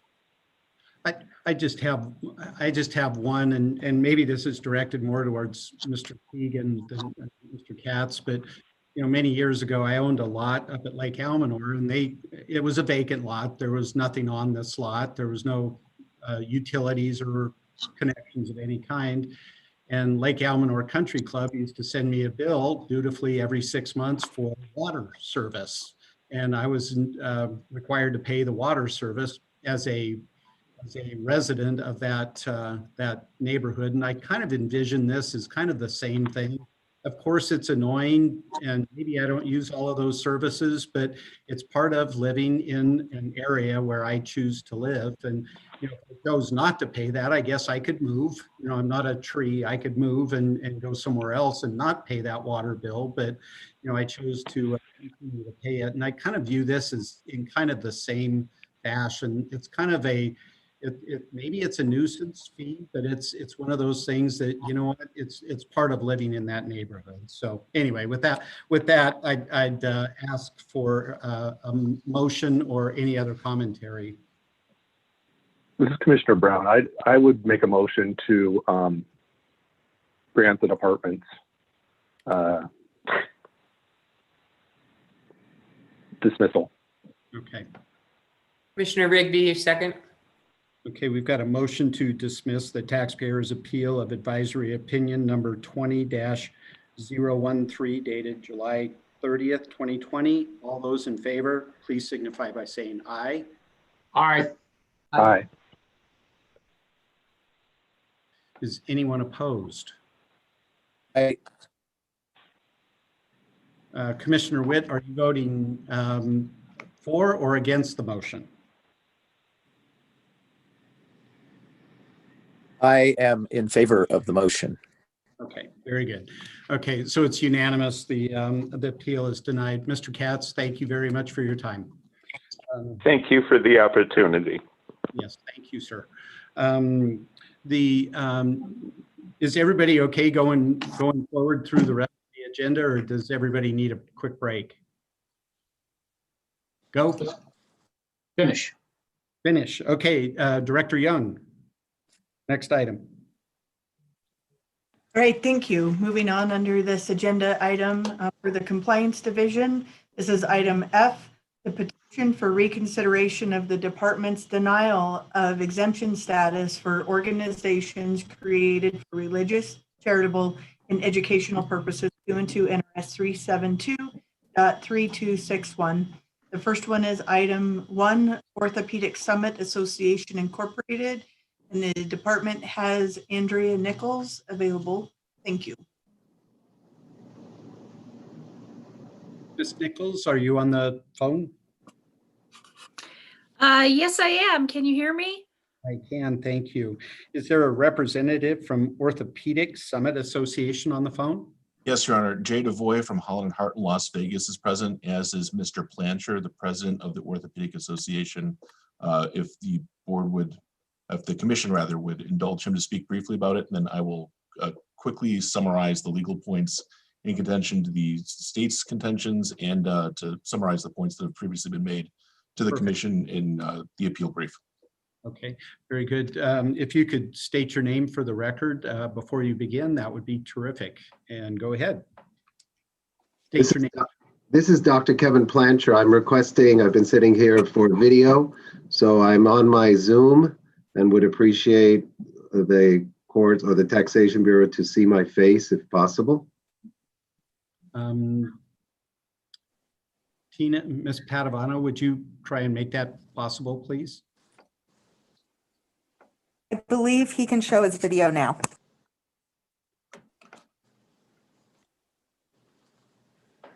Yes, I can. I thank you. Mr. Chairman, Madam and Mrs. Commissioners and Director Young, ladies and gentlemen, I am Dr. Kevin Plancher, the president and founder of the Orthopedic Summit Association, Inc., and I wanted to provide this brief statement before the legal presentation begins. For nearly 35 years, since earning my medical degree, my interest in public and population health and public education on these issues have been concomitant with my clinical medical career. In addition to my medical career, I hold a Master's of Public Health from Columbia University, Mailman School of Public Health, and serve presently as the chair-elect of the Board of Specialties on the Board of Directors for all of the American Academy of Orthopedic Surgeons. As an orthopedic surgeon, I am fortunate to train and implement the most cutting-edge conservative as well as operative minimally invasive surgeries available, and I take pride in being able to restore my patients' health and mobility through restoring the full use of their extremities, in other words, their freedom. This work has been so rewarding and profound that I sought to find others like myself to educate about new developments and modalities available to orthopedists and surgeons. It was well to apply this information to have living patients healthy and active lifestyles as adults and into old age. The audiences served by this education were twofold. First, I wish to educate physicians regarding these techniques so that they could be used for their patients' benefits and improve the quality of life. Second, of equal importance but greater complexity, is how to make this information presentable to the community so that it can receive and act on the latest scientific developments and research in orthopedics. Ultimately, each individual and their choices he or she makes are determinants in the overall health, including factors such as bone deterioration, joint strain, and directly related to their individual diet and exercise choices. Education for the public that works can literally change their lives and prevent harmful medical procedures at times, but when necessary, joint replacement or worse. Both myself and others involved in the association, Dr. Brian Biscotti, Dr. Al Stubbs, and Dr. Stephanie Peterson, have long been providing medical education in Southern Nevada. The people we met while doing so, who informed us of the statewide shortage of medical care and providers, prompted us to have a deeper relationship with Nevada. We also incorporated the association within Nevada in order to deepen our relationships with the opportunities we were aware of in order to sponsor and facilitate them. These include the Washoe County and the Clark County Medical Societies. Thus, the association was incorporated as a Nevada nonprofit in 2019 and received recognition as a public charity under the IRS Code Section 501c3 that same year. As explained in the records submitted to the IRS and the Nevada Department of Taxation, the association provides free education to the public and to the medical professionals regarding development in orthopedics. This field has a broad range of applications interested in professionals and non-physicians alike, ranging from knowing what treatments are available and effective in the case of household accidents, car crashes, deterioration with age, and sports injuries. The association's program would always be free of charge. The association would also like to coordinate with other nonprofit entities, namely the Washoe County and Clark County Medical Societies, to present further medical education throughout the year for practitioners and the public. While the association is able to facilitate sophisticated training for healthcare providers to enhance the skills they offer the public, the association's public and charitable mission ultimately is one of public health. This entails educating the public as well as ensuring that the public is invited and attends these educational seminars for free to learn about how these medical developments affect health and longevity, both on their own and for their loved ones. Finally, when safe due to COVID-19, the association will coordinate with Clark County Medical Society to operate as it had anticipated the Doctor for the Day program. This is a program that we have developed that involves the association and has been implemented successfully on the East Coast for years, pairing middle school and high school age students to dress up as doctors in a simulated operating room with false arms. Ideally, those practicing in orthopedics help us to expose the students to careers they might not learn about at all in school. The purpose of this program is to introduce students of all means who may not have access to physicians or other medical professionals within their social circles to this field in order to stimulate their interest. Clark County Medical Society has long conducted its own variant of this program to introduce others in the business community to areas of medical practice, and the association emphasis on creating the same temporary immersion experience for the younger students, which will provide them a unique educational experience at no cost at any time to the participating students or physicians. These activities, in summary, ensure that the benefit is to the public and not to any one individual or any particular group, such as a would-be trade organization. The hallmarks of a trade organization, such as a governmental action or lobbying, are absent completely from this association's activities. The IRS was assured of this when it issued its determination that the association was a public charity classified under the IRS Code 501c3. The association belongs to the public and as seen throughout its articles of incorporation and bylaws, the property of the association belongs to the public and must be distributed to other nonprofit entities upon its dissolution for any purpose. In order to facilitate its public benefits, the association seeks only to ensure it can make the most of its funds it receives to return services to the Nevada community. I now turn the presentation over to the Association Council, and I thank you for your patience and this opportunity. Thank you very much. Thank you, Dr. Plancher. To just briefly take that and orient it back to the legal issues, the matters that have been presented to the Tax Commission thus far are bolstered by what Dr. Plancher had to say and relate to the point that this is something that is addressed to the public. The basis for the original determination by the Department of Taxation was that it found that the Orthopedic Association, the Orthopedic Summit Association, was a trade organization, and that is inaccurate based on the information that was submitted to the Internal Revenue Service, and that's before this commission today in terms of the organization's bylaws and its articles of incorporation in particular. Specifically from a Cypress standpoint, all of the property of the organization belongs to the public, and it is to be used for the benefit of the public and disposed of to other public charities in the event of its dissolution, as Dr. Plancher pointed out.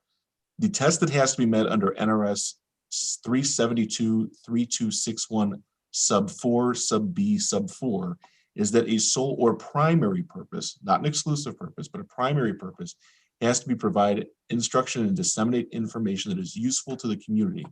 And as we are here in the midst of a public health crisis that has necessitated us having this meeting via Zoom instead of in person, I can't think of a time that is more appropriate to have public health education of the kind that the Orthopedic Summit Association is offering throughout Nevada, and in conjunction with the organizations that have the means to communicate with physicians in Northern and Southern Nevada, and in turn to reach out to the public.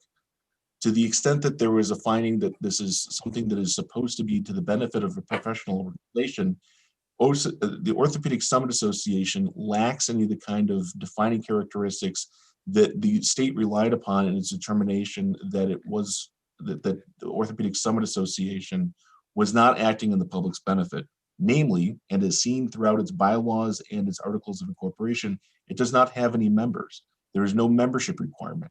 Now, while certain members may derive greater benefit from the organization, there is a public benefit that is conferred in the form of this free education about the same public health issues that help people avoid or mitigate the need for orthopedic surgery in the future. And they're the same characteristics that would avoid comorbidities and the harm that is befalling many people, thousands of people, seemingly every week throughout the state as a result of COVID-19. The narrow precedent that the state relies upon in order to claim that tax exemptions are narrowly construed applied only to resale certificates. It's not anything that applies to the religious, charitable, and educational activities that are before the commission today. Nevada has very little precedent on this issue and very little law or regulation to guide it.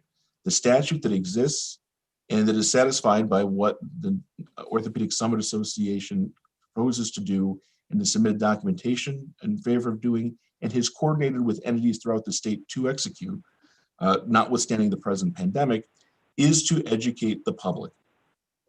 That is the primary purpose of the organization, and there is no evidence that would counter-indicate that. And the only precedent that is relied upon by the government is inapposite and from out of state.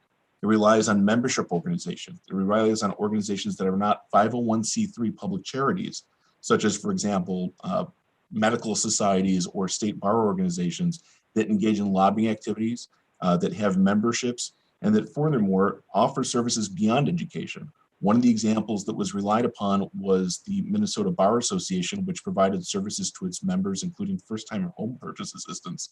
And on that basis, that has no relationship whatsoever to what the Orthopedic Summit Association is offering here. In conclusion, there's an attempt to create a false dichotomy between the idea that an exception for income tax based on being a public charity is distinct from receiving a exemption from sales and use tax due to being a public charity. And for the reasons that the IRS found that there is not, the idea is to make the maximum amount of money free for use for public services and for public programming, and in this case, public education about health at a time when it couldn't be more important. There are no kinds of professional activities that would prohibit the Orthopedic Summit Association from receiving a sales and use tax exemption. And the government's argument that the purpose of this exemption is to alleviate government funds, or rather forego government funds for service the government would provide anyway, I think is inaccurate in the case of these religious, charitable, and educational exemptions. The most obvious example of that being the religious exemption, which the government can't fulfill on First Amendment grounds.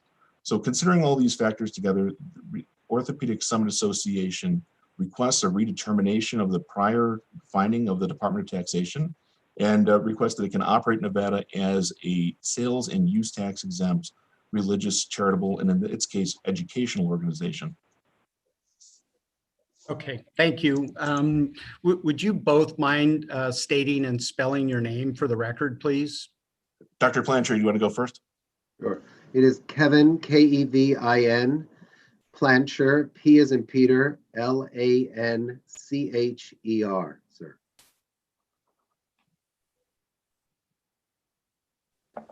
Thank you. I'm Jay Devoy, Jay, D as in David, E, V as in Victor, O-Y. Very good. Ms. Nichols, do you have a rebuttal? Could you make it fairly short, please? I'm sorry. Thank you, Chairman. For the record, Senior Deputy Attorney General Andrea Nichols. I think it's very nice that this organization does provide some benefit to the public. Unfortunately, the primary purpose of the organization appears to be educating persons in the field of orthopedic medicine, primarily physicians, and they have a summit yearly at the Bellagio. That appears to be the main thing that they do in the state of Nevada. And if you'll scroll down to the very last 3 pages of the exhibits, the Orthopedic Summit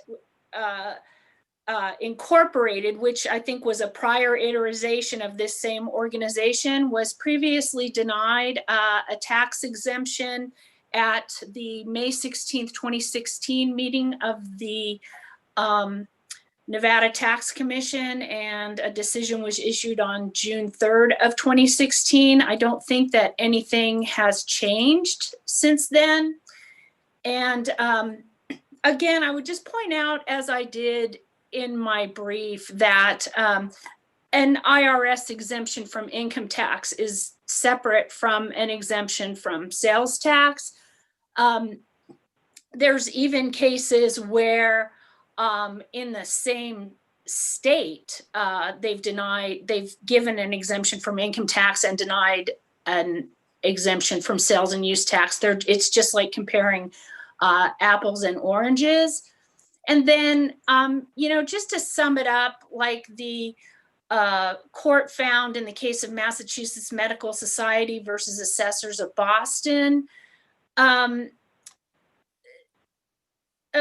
that a more enlightened profession benefits the public, but this indirect benefit is not enough to bring it within the class traditionally recognized for tax exemptions. And I'd be happy to answer any questions. Okay, thank you, Ms. Nichols. I think we've been fairly consistent with conventions and seminars and summits of that nature typically do not qualify for an exemption just because they have a convention in Nevada. That typically is not something that we've granted an exemption for. Is that correct? That's correct, Chairman. Thank you. Is there any questions from any of the commissioners to the taxpayer or the department? Mr. Chair, after questions, if I could have the opportunity to rebut several things that Ms. Nichols said, just to have the last word on a couple of issues. We've given you almost 30 minutes. I think that's probably enough. I appreciate it, though. Is there any questions of the taxpayer or the commission? Is there a motion? Commissioner Lipman would like to make a motion to deny the reconsideration of the department's denial of the exemption status for Orthopedic Summit Association. Is there a second? Commissioner Rigby, I second. I've got a motion and second to deny reconsideration of the denial of the exemption. All those in favor, please signify by saying aye. Aye. Aye. Is there anyone? Aye. I'm sorry. Commissioner Witt, you're voting in favor of the motion, correct? Commissioner? Yes. Okay. It's unanimous. Did you get it? Yes, we did. Thank you very much. We've denied the exemption. Thank you very much for your time. Um, Director Young. Thank you, Director Young. For the record, under the same agenda topic, the next taxpayer is the International Society of Women's Airline Pilots. And again, we have Andrea Nichols available. Thank you. And is there someone available for the International Women Airline Pilots? Yes, my name is Scott Czaja. Can you hear me? I can. Could you spell your last name for the record, please? I'll go slow. It's a doozy. Okay. CZAJA. Scott is the first name with 2 T's. Okay, very good. If you could keep your comments to about 3 minutes, I don't want to repeat another 30-minute issue, but understand we typically don't grant exemptions for seminars, conventions, or temporary items. Is there something new that you could add? We've all read the documentation. Good. You could enlighten me then, because I was just brought in after the denial. We were not involved with submitting, I presume, an exemption application. What I want to let the commissioners know is that the International Society of Women Airline Pilots is a 501c3 organization. It sure sounds like a trade association to me. In fact, when I first heard the name, I was startled to see what they did. And I looked back early this morning just to see. I'm not that familiar with it. So I would presume that it had to deal with sales tax. I'm not even quite sure, and Ms. Nichols can comment on this. From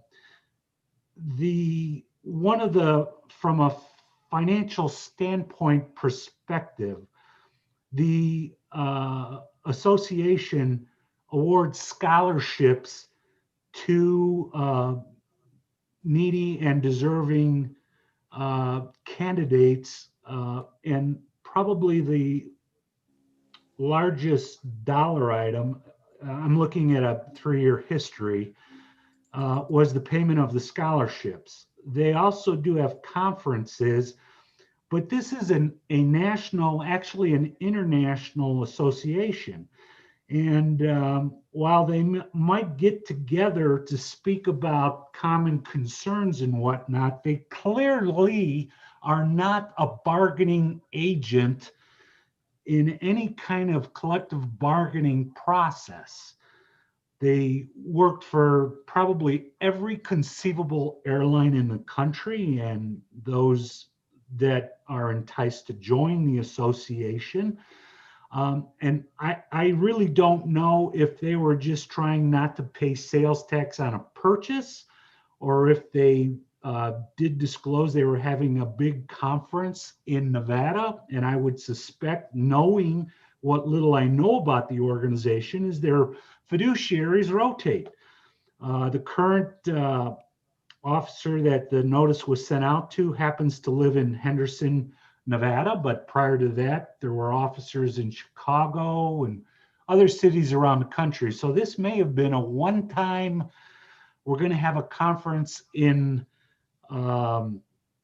Nevada, especially Las Vegas. I would certainly see why I would want to have one there. But now that we live in a COVID society, I would suspect their ability to, other than having a Zoom conference, they're not going to really get together like the conferences in the past.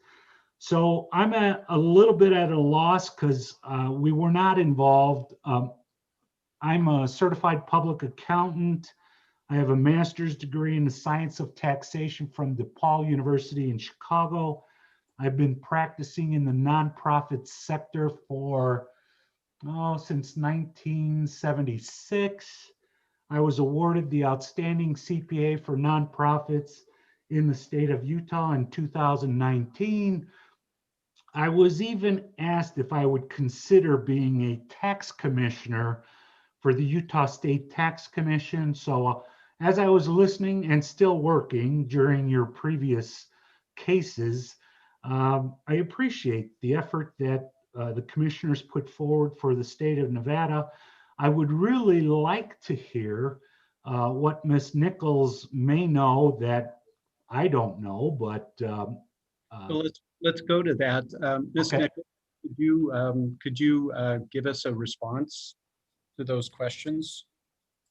I'm sorry, I was listening. I'm not exactly sure what the question was. I did note Mr., and I'm probably going to pronounce it wrong, Czaja, pointed out that they're a 501c3, but that pertains to income tax, not to sales and use tax.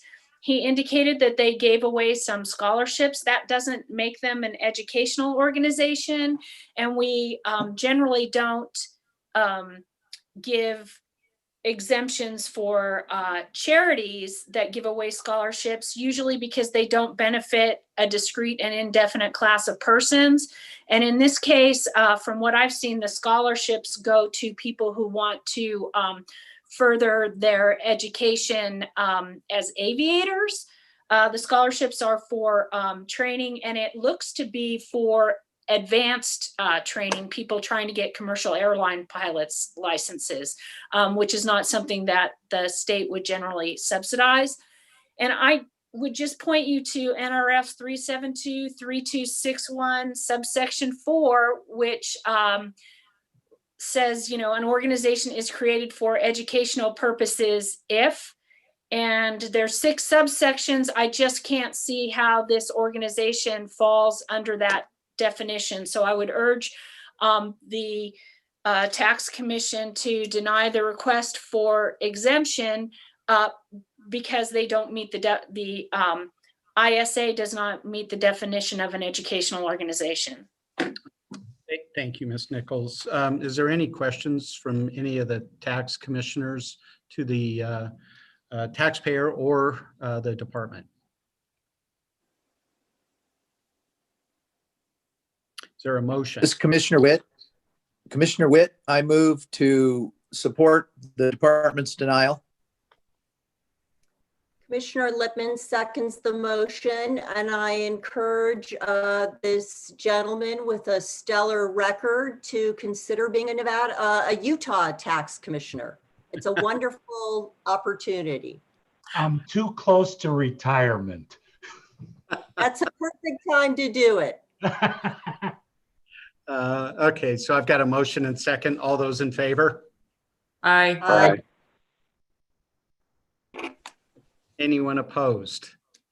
Okay, next item, Director Young. Thank you, Director Young. For the record, the next taxpayer under the same agenda item is Magnet Schools of America Incorporated. And the department has Andrea Nichols available. Thank you. Thank you. Is there a representative from Magnet Schools of America? Yes, Todd Mann. I'm the executive director. Todd, could you spell your last name for me, please? Sure. First name Todd, last name Mann. Todd Mann. And go ahead. This is your appeal. If you could keep it to 3 minutes. Trust us, we've read all of the documentation. So if you could just hit the high points for me, I'd sure appreciate it. Sure. If it's okay with you, Mr. Chairman, I do have a member of the school district with me, Ms. Gia Moore, who can talk about the way the school district benefits. And the reason for that is I've listened carefully to the two who've gone before me. And I think this is, and I hope this is an instance where we are the exception to the rule that's gone before us. Our members, we're a 501c3, our members are all schools and school districts. And our sole purpose in life is to improve the ability of teachers and school leaders to improve education at magnet schools. And we do that by providing professional development to the school leaders and to the teachers. Every year we partner with a different school district, larger ones around the country, for our annual conference. This one is going to be, the one in question is in Clark County. And the reason school districts like to kind of partner with us is because we elevate awareness of magnets in the school district. and what's going on in the state. So for example, we will have the State Commissioner of Education talk about what Nevada is doing in education in general and in magnets in particular. We'll have the local school board as well as the superintendent of Clark County come in and talk about what Clark County is doing. Added to that, we will have all of our attendees go to, I guess, about 30 magnet schools in Clark County to learn even more about what the district is doing in schools. In return for all of that, we do two tangible things of benefit for the school district. One is by locating the conference in Clark County, we're enabling the teachers to come to a conference that normally they wouldn't be able to attend because they don't have the budget. Moreover, we're providing a discount to everybody from Clark County, which will total about $40,000 plus from registration fees. We also provide scholarships, $10,000 worth, $1,000 to each of 10 high school seniors to help them pay for their college education. So we try and do as much as we can to facilitate and make and create, build on awareness of professional development for the local teachers. And if I may, in the interest of time, I'll just shift now to Czaja Moore, who is Director of College and Career Readiness and School Choice at Clark County. Director Moore, are you available? Yes, I am. Good afternoon, Mr. Chairman and members of the Tax Commission. My name is Czaja Moore for the record. My first name is G-I-A and my last name is M-O-O-R-E. I've been asked to be here today to speak on behalf of Magnet Schools of America. In terms of Clark County in the school district, we've been members of Magnet Schools of America for over 2 decades. We directly attribute the success of our magnet programs to our ability to be able to engage with schools around the country through professional learning opportunities. That is the main focus of why we wanted to have this conference here locally, was to afford more teachers and administrators the opportunity to engage in this professional learning, as well as the networking opportunities. In terms of, I mean, I guess Todd already kind of touched on what the other items that I was going to address, which were the scholarship opportunities for our students. As a collective organization, we also were to adopt a local charity and raise money for that, specifically Project 150. I think that kind of touches the base in terms of our affiliation with the organization, but it has been tremendously beneficial to our schools in the Clark County School District in terms of being able to access the resources from this organization.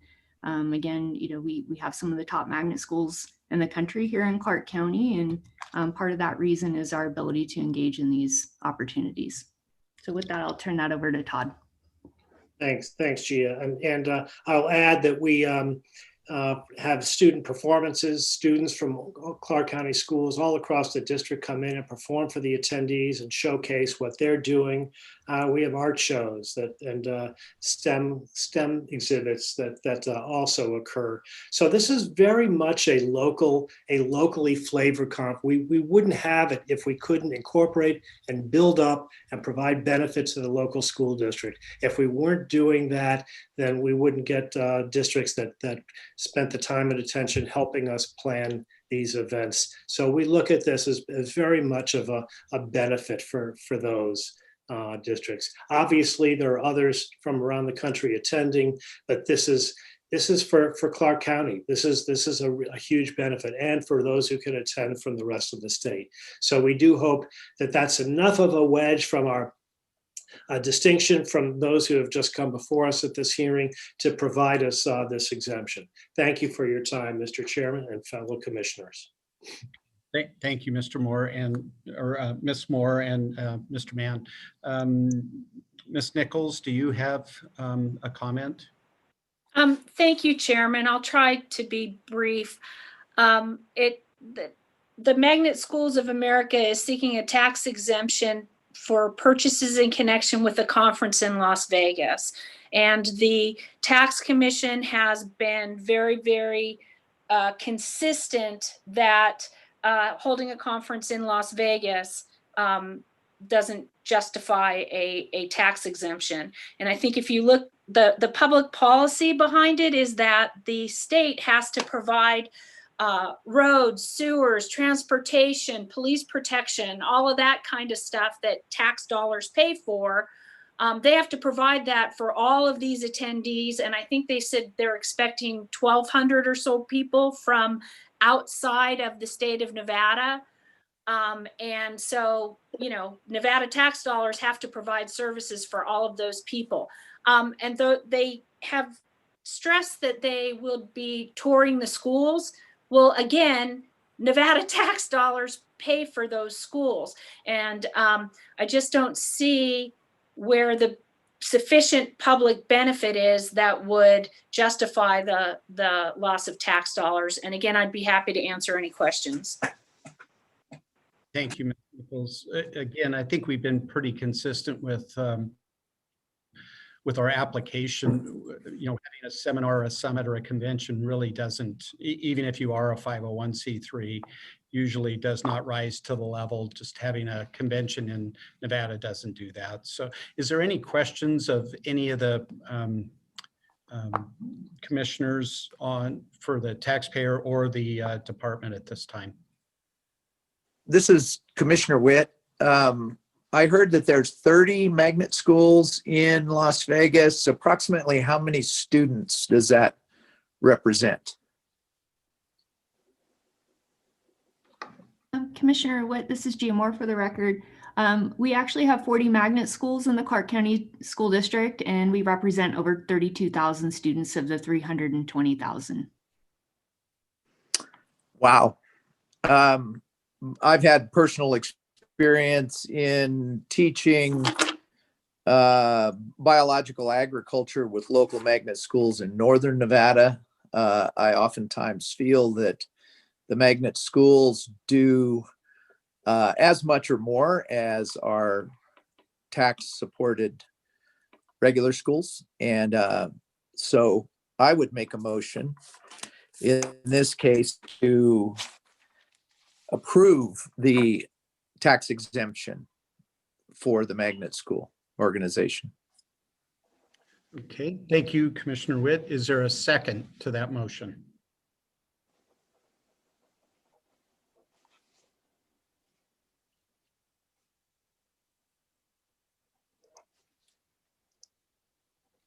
I'm not hearing one, so the motion dies for the lack of a second. Is there a commissioner that would propose a new motion? Mr. Chair, Commissioner Rigby, I would move to uphold the department's denial of the exemption status for the magnet schools. Is there a second? Commissioner Lipman seconds the motion. Thank you for your work with our students. Let's do a quick roll call. Commissioner Witt? No. Commissioner Brown? Yes. Commissioner Lipman? Yes. Commissioner Wren? Yes. Commissioner Klessis is gone. Commissioner Rigby? Yay. And Commissioner Bursey's gone, and chair votes aye as well.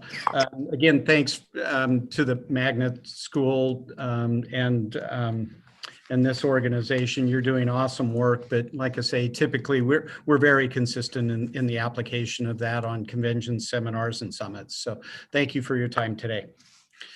Director Young, next item. Thank you, Chairman. Under this same agenda item, moving on to item number 4, the United States Raelian Movement. And again, the department has Andrea Nichols available. Thank you.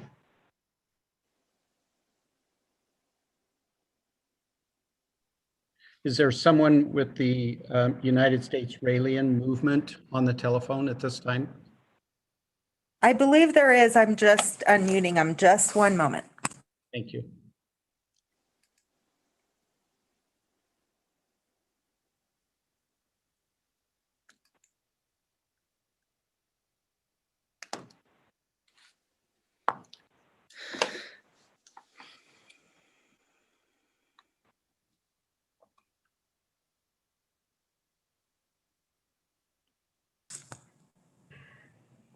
Mr. Levy, you can unmute your telephone. Thank you.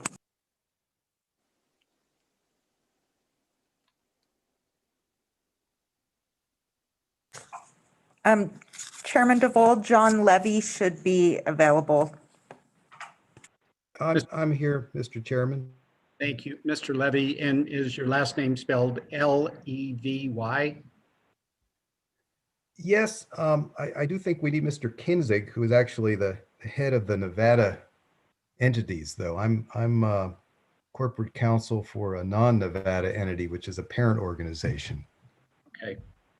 And Mr. Levy, are you licensed? I'm sorry, this is Andrea Nichols for the record. If I may, I'm just wanted to inquire if Mr. Levy is licensed in the state of Nevada or if he has associated with a Nevada licensed attorney.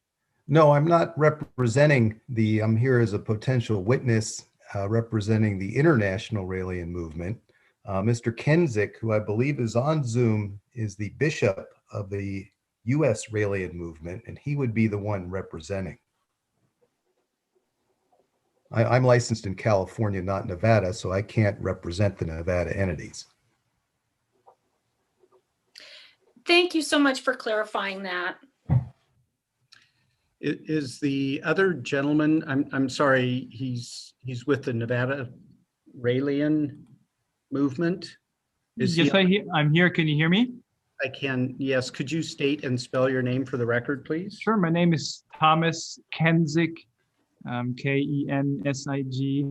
I'm the presiding bishop of the United States Raelian movement. Okay, very good. You've got 3 minutes to go ahead and state your case. We've gotten an awful lot of documentation from you, so if you could hit the high points for me and why you feel like we should overturn the denial of the exemption status. Your 3 minutes starts now. Sure, thank you. One thing I want to say at the very beginning, we were already in front of the Nevada Tax Commission in 2010 for the exact same reason, for a tax exemption, sales tax exemption for the United States Raelian movement and Nova Distribution. Nova Distribution is the publishing arm of the United States Raelian movement. A ruling was made in 2010 in our favor. The law hasn't changed. Our activities haven't changed. Just for the sake of call legal certainty, it's very surprising that all of a sudden the Nevada Department of Taxation would suddenly deny the sales tax exemption. It was also extended, as we mentioned, in 2015. The United States Raelian movement is a religion with about 130,000 members in 120 countries around the world. We are tax exempt by the IRS, recognized as a religion since the year 2000. I think the key here in all this is NRS 372-3261, which basically imposes or requires, in order to qualify under the religious exemption, to have a place of worship where regular activities are being conducted. Now, as we submitted in the brief, we do have regular activities. Place of worship is for us can be anywhere. Can be in a park or at a member's house. But to basically impose on the United States Raelian movement, not just the United States Raelian movement, but any other smaller religion or religion that simply does not meet at a own or rent a church or synagogue. Basically imposing that on smaller religions goes against the First Amendment to the U.S. Constitution. It will violate the U.S. Constitution, also the Nevada Constitution, which doesn't really prescribe a test for what is considered a religion. So I think it really comes down to this, that the state of Nevada recognized the Raelian movement as a religion. I think it was pointed out in the brief that was submitted actually in 2010 by the state at the time, the importance of an organization being verifiable. And I think we submitted ample evidence that we have in Nevada plenty events, activities, and we therefore request that the Nevada Department of Taxation grants us the sales tax exemption like it should for any other religion, because again, the state cannot discriminate one religion over another. If it's okay, I would also like for, even though John Levy is not a licensed attorney in the state of Nevada, but as a attorney for the international related movement, if you can say a few words, I'd appreciate that. Thank you. Just for clarification, Mr. Levy is testifying as a witness, not in his capacity as an attorney representing the organization. Is that correct? And I'm sorry, for the record, this is Andrea Nichols. That's correct, Ms. Nichols. I would be a witness. Okay, Mr. Levy, go ahead. You've got 3 minutes and your Yes. cards now. Thank you. The International Raelian Movement is a Swiss entity that is the umbrella organization for the Raelian movements throughout the world. I've been their corporate counsel for well over a decade. I can verify it certainly is a religion, and our concern is that a strict interpretation of the Nevada rule that there must be a physical house of worship owned or rented is likely in violation of the Establishment Clause of the First Amendment to the Constitution, which is also covers the states. So that would be our concern, that there also, as Mr. Kenzik said, many other religions that may not have fixed places of worship, such as Rastafarian, Santeria, Native American religions. So we would ask that the department tread carefully here in not using a literal interpretation when dealing with religions, and look more to what the IRS does, which they do look at whether you have a fixed church or not, but that is one of many factors to determining whether it's a legitimate religion or not the only factor. And therefore we would ask that the department take not a literal position in interpretation and look at all the other factors, because someone certainly could have a church and still not be a religion. It's the building itself doesn't prove anything one way or the other, and it's just one of many factors. Thank you. Thank you, Mr. Levy. I'm thinking, Ms. Nichols, that we can and couple the next one. Nova Distribution is the printing arm of the Raelian movement. Is that a correct assumption? Yes, Your Honor. And so if the Raelian movement's denial of the request for tax exemption is upheld, the same should apply to Nova Distributing. However, if the commission is inclined to grant the exemption for the Raelians, there are additional reasons to deny Nova Distributing. Okay, is really the primary issue here that they don't have a fixed place of worship, either rented or owned? Is that really what's kind of holding us out here? Yes, Chairman. If I could very quickly address their first argument, I would just point out that the Department of Taxation is in no way impinging on their ability to practice their religion.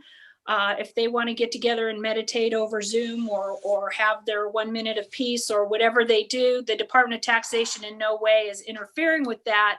We just choose not to subsidize it with a tax exemption. And I think a lot of the other groups that Mr. Levy mentioned also do not receive a sales tax exemption. The statutes are quite clear that Nevada offers a tax exemption for organizations that are operating a place of religious worship where religious services and activities are regularly conducted. And we do have a particular regulation on point, that's NAC 372701, that specifically defines a place of worship as one, properly zoned for religious worship, and two, unrestricted public access on scheduled days of worship. Neither of those is currently here with this organization. And in fact, the address that they gave, I think, is a mailbox store. Okay, thank you. Is there any questions from the commission to the taxpayer or the department at this time? Commissioner Wren? Yes. Just a quick question for Ms. Nichols. You addressed for us what happened in 2010, 2015 that they're referring to. Did they have an exemption that just went away for some reason? Yes, they had an exemption in 2010. And when I went back and looked, it appeared that they were renting space at a library in Clark County and actually having regular services at this library. There's nothing indicating now that they are operating any kind of place of religious worship as they were doing then. In the exemptions last for 5 years. In 2015, I think they just applied for renewal and it was granted. I didn't see anything new submitted in 2015. I'm sure Mr. Kenzig and Mr. Levy will correct me if I'm wrong on that. It was just in 2020, the department sent a representative out. I think you'll see his report is on page 38 of the exhibits I submitted. And the location check it turned out to be a mailbox facility. And that's just not, that just doesn't meet the definition of a place of religious worship. Perfect. Thank you very much. Yeah, I want to clarify that because, again, we've been very consistent on our statutes as they stand as having a physical place. So, Mr. Chairman, if there's no other questions, I'm more than happy to make a motion. May I just say something? I have a question. I'm sorry, there's a bunch of background noise. Commissioner Rigby, go ahead. Thank you. My question's probably directed at Andrea Nichols. I'm kind of old enough to remember a time in Nevada, probably 20 years ago or so, that may have resulted in that regulation that was quoted, where the Department of Taxation became aware that there were many people registering themselves, their family, themselves as a religion in order to take advantage of tax exemption status. And when the department went and did research and audit, they found that a lot of the addresses were just a residence, and it wasn't open to worshiping or open to holding services or a legitimate religion. It was a tax exemption status and an application to become a reverend that was accepted, and they cracked down on that. There were many exemptions canceled at that time, and that was a long time ago. And I think that's where they originated. There has to be a legitimate religion behind the exemption. And so this looks like it's going to that. It's looking, and it's a post office box. So where are they open for services? Where are they gathering? How is this a legitimate exempt religious organization? And this one looks like it's a little different to me, because it looks like this is an internationally recognized religion that simply doesn't have the place. This isn't a family calling themselves a religion in order to get tax-free items. I don't know that. Just thinking back to when that happened, I remember that was the reason behind some of that, if I'm not incorrect. This is Commissioner Witt. If I might just make a comment, I think that the commission may be in the future seeing or being asked to take a look at Zoom type religious meetings. I know that our normal place of worship is doing online stuff because of COVID.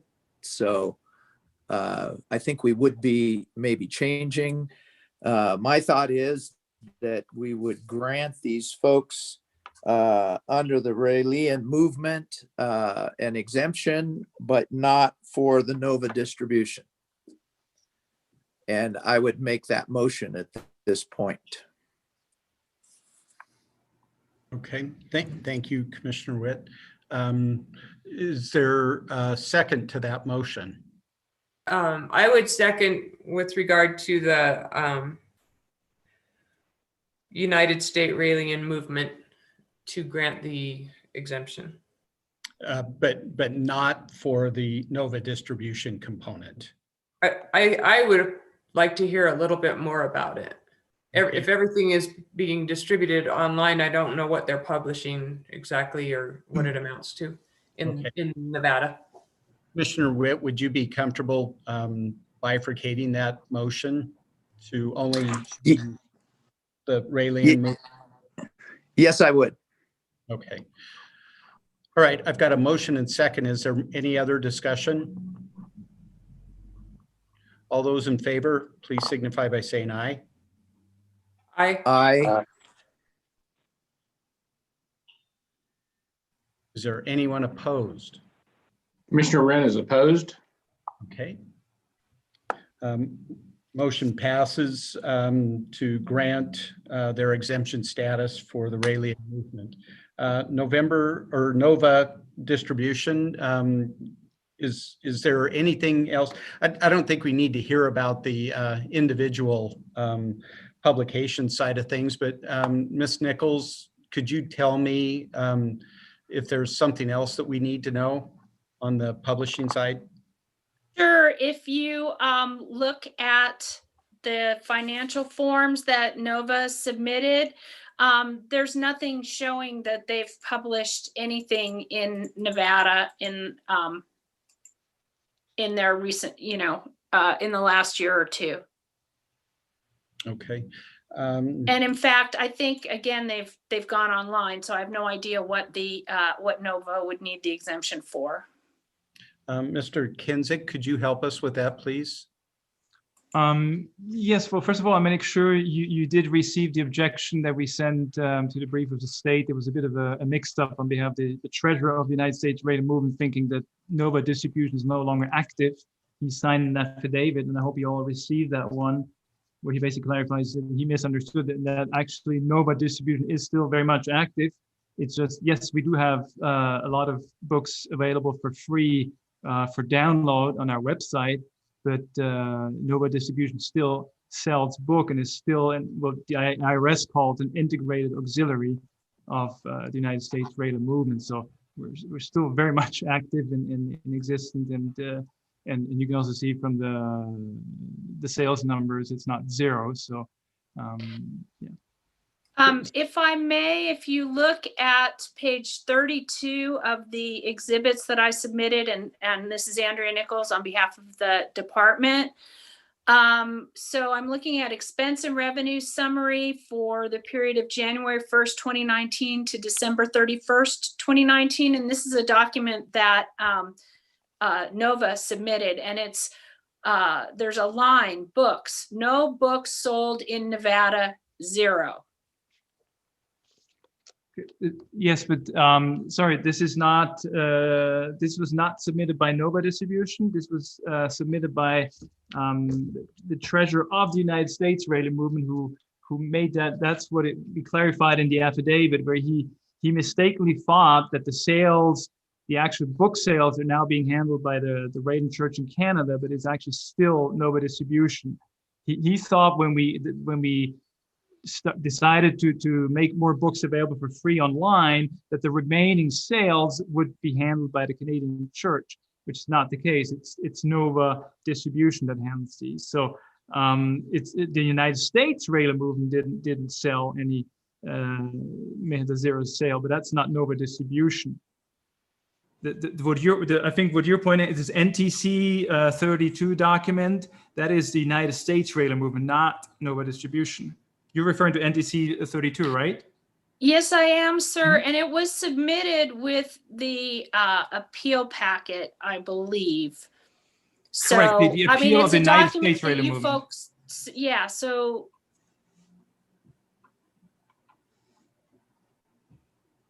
We're talking about the U.S. Railing Movement here, not Nova Distribution. I mean, speaking about the appendix. okay, well, I haven't seen anything showing Nova operating in the state of Nevada as an auxiliary of a church or other place of religious worship. Well, Nova Distribution still has sales. I mean, I don't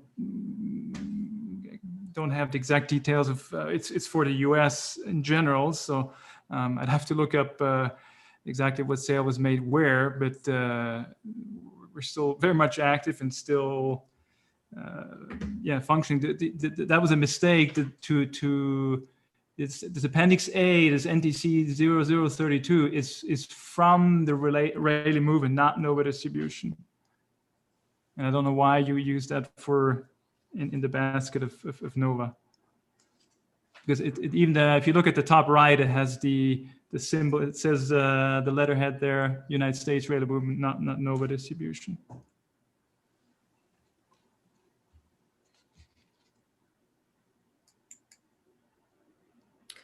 Mr. Chair, Yes. that does sound like an activity that's taking place that ought to be taxable. And so I would move that we uphold the department's denial of exempt status as to Nova Distribution. Commissioner Lipman seconds the motion. Okay, I've got a motion and second to deny the exemption for Nova. Is there any other discussion? All those in favor, please signify by saying aye. Aye. Aye. Anyone opposed? Okay, very good. Thank you, Mr. Kinzick, for your time. I appreciate it, and Mr. Levy. Next item on the agenda, Director Young. Thank you, Director Young, for the record. Under agenda item 5 for the compliance division, we're moving on to item G, which is the consideration to delegate authority to the member of the Nevada Tax Commission and the executive director of the Nevada Department of Taxation to negotiate settlement agreements for all pending and future litigation. The department does have David Pope available, and I'm also available for questions. Thank you. Mr. Pope, do you have any comments beyond Director Young's? Hello, Chairman Vald. No, I really don't. The agenda item is pretty clear. It's consideration by this commission to delegate just the negotiating of settlement agreements and then bring the agreements back to the commission for approval, but I am available for questions. Thank you. That's the impression I get as well. This is a negotiation tool for to be expedient with attempting to deal with issues, and then in no way, shape, or form do they not come back to the full commission for approval. Is that a good statement? Yeah, there is statutory authority that the commission could delegate to yourself as the chair to actually settle. But that is not what, I don't believe that that's what the commission is considering today.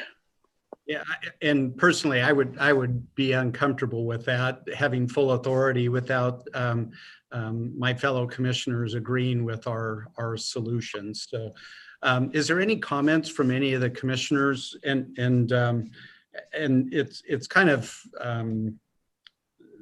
being said without being said that I would be the delegate of that consideration. So, is there any questions that anyone has on the commission? Mr. Chair, Commissioner Rigby, to me that sounds overly broad. It's it's not limited to marijuana litigation. It's all pending and future. It doesn't have any parameters around it that limit it. It just sounds like it's going to be an ongoing, permanent, without any kind of sort of limitation on it. It seems kind of broad. Okay. Commissioner Wren, did you have something? I did. Thank you very much, Mr. Chairman. I agree with Commissioner Rigby. That's what I wanted to bring up. I've actually made the motion, I think, a couple times now to appoint you and the director to work on our behalf. And I think that works great. I can foresee where maybe you wouldn't be the best representative. It might be agriculture or something where Commissioner Witt might be a better example, or it might be more of a legal question where maybe one of our attorneys would be. I'm very comfortable with doing it, but I've also been very comfortable with doing it on a case-by-case basis, which I really see no reason not to do in the future. Okay, thank you. Commissioner Lipman, did you have a comment? No, can we narrow it? Well, it sounds like pending litigation is probably acceptable, and then we'll take it on a case-by-case basis going forward with votes exactly like this, is what I'm hearing commissioners would be more comfortable with. I agree that is where I was going. And one of the reasons I would be concerned about it is we're delegating authority to you, and you have immunity to the extent that you're operating within the parameters of the tax commission. But if we were to get overly broad and just push ourselves out of the discussion until we get to a decision without any limitations at all, it concerns me that it could be opening you up to some liability or I don't know, accusations of impropriety, and I would hate for that to happen. So if we could limit the language to all pending litigation and then take it up, even if we have to take it up every meeting, if a new item pops, more comfortable. I have no problem with that. Commissioner Brown, do you have any comments? Nothing to add, Mr. Chairman. I appreciate you taking on the role. And maybe I'll go back to David Pope. Is that agreeable? I think, assigning these things, would take 5 minutes of an agenda, and I don't think it would be onerous to any of us to do that if that's acceptable with the Attorney General's office. Sure. So Chairman Duvall, you're just asking me if I think it would be okay to just on a case-by-case basis seek delegation from the commission. And I okay, yeah, I think that's workable. Okay, very Thank good. You. Commissioner Rigby, would you formulate a motion for me to that effect? Okay, I would move that we as a tax commission delegate authority to our chairman and to the executive director to deal with all pending litigation. With the caveat that final approval would be with the Nevada Tax Commission. Yes. Could I add that? Okay. I'll second that with a question if I can. Mr. Chairman, haven't we already done that? I mean, is there any litigation that we haven't already appointed you to represent us in that we don't know about? Not that I'm aware.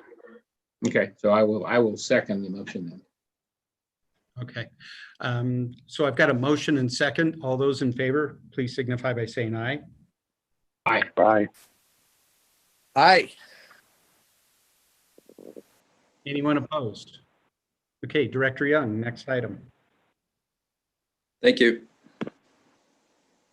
Thank you, Director Young. For the record, moving on to agenda item H, pursuant to NRS 360.265, consideration for approval of the removal of names of certain debtors, including the amount of tax, penalty, and interest from the records of the department for debts exceeding 5 years due to the collection being impossible or impractical. And the department has staff available. So moved. Is there a second? Actually, a quick question. Could I get the motion seconded first, and then we'll do discussion? Mr. Chairman, Commissioner Rigby, I'll second the motion and thank the department for sorting this in order of dollar amount to save a lot of reading through it. That was terrific. Commissioner Lipman, I apologize. No, of course. Just a quick question. I would assume that even after we write off all of these debtors, and I'm going to support this decision, that there's some way to track them so they don't come back and try to open another store and ask for a restaurant and ask for, that we somehow have a tracking mechanism.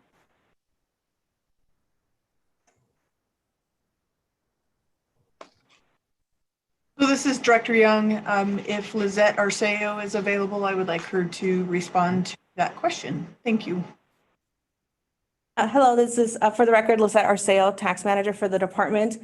To answer your question, Commissioner Lipman, yes, we do have the accounts remain in our system. It's just, they get taken out of the revenue officer's list to actively collect. We've had actually within the last 2 years, a really good success rate with people coming back and paying the department because these accounts are still showing up, liens are still showing up. So yes, we do track them. Excellent. Thank you so much. And thank you for sticking with us this long. Okay, I've got a motion and second to approve the removal of certain names and debtors, including the amount of tax penalty and interest from records of the department exceeding 5 years. All those in favor? Aye. Aye. Aye. Aye. Thank you, Commissioner Witt. Anyone opposed? Okay, motion passes. Informational items. Thank you, Director Young. For the record, moving on to agenda item 6, the informational items. The first item under that is item A, penalties and interest waivers granted by the department for sales and use tax, modified business tax, and excise tax. And then agenda item B, the approval and denial status report log for organizations created for religious, charitable, or educational purposes. And then agenda item C was the agenda item that I spoke about under the director's report from last commission meeting, which is the modified business tax extension request under $10,000 for taxpayers affected by the interest rate error. So the department had worked to rectify that situation, and that concludes the agenda item for information. Okay, thank you. Are there any questions of Director Young on those informational items? Very good. The briefing.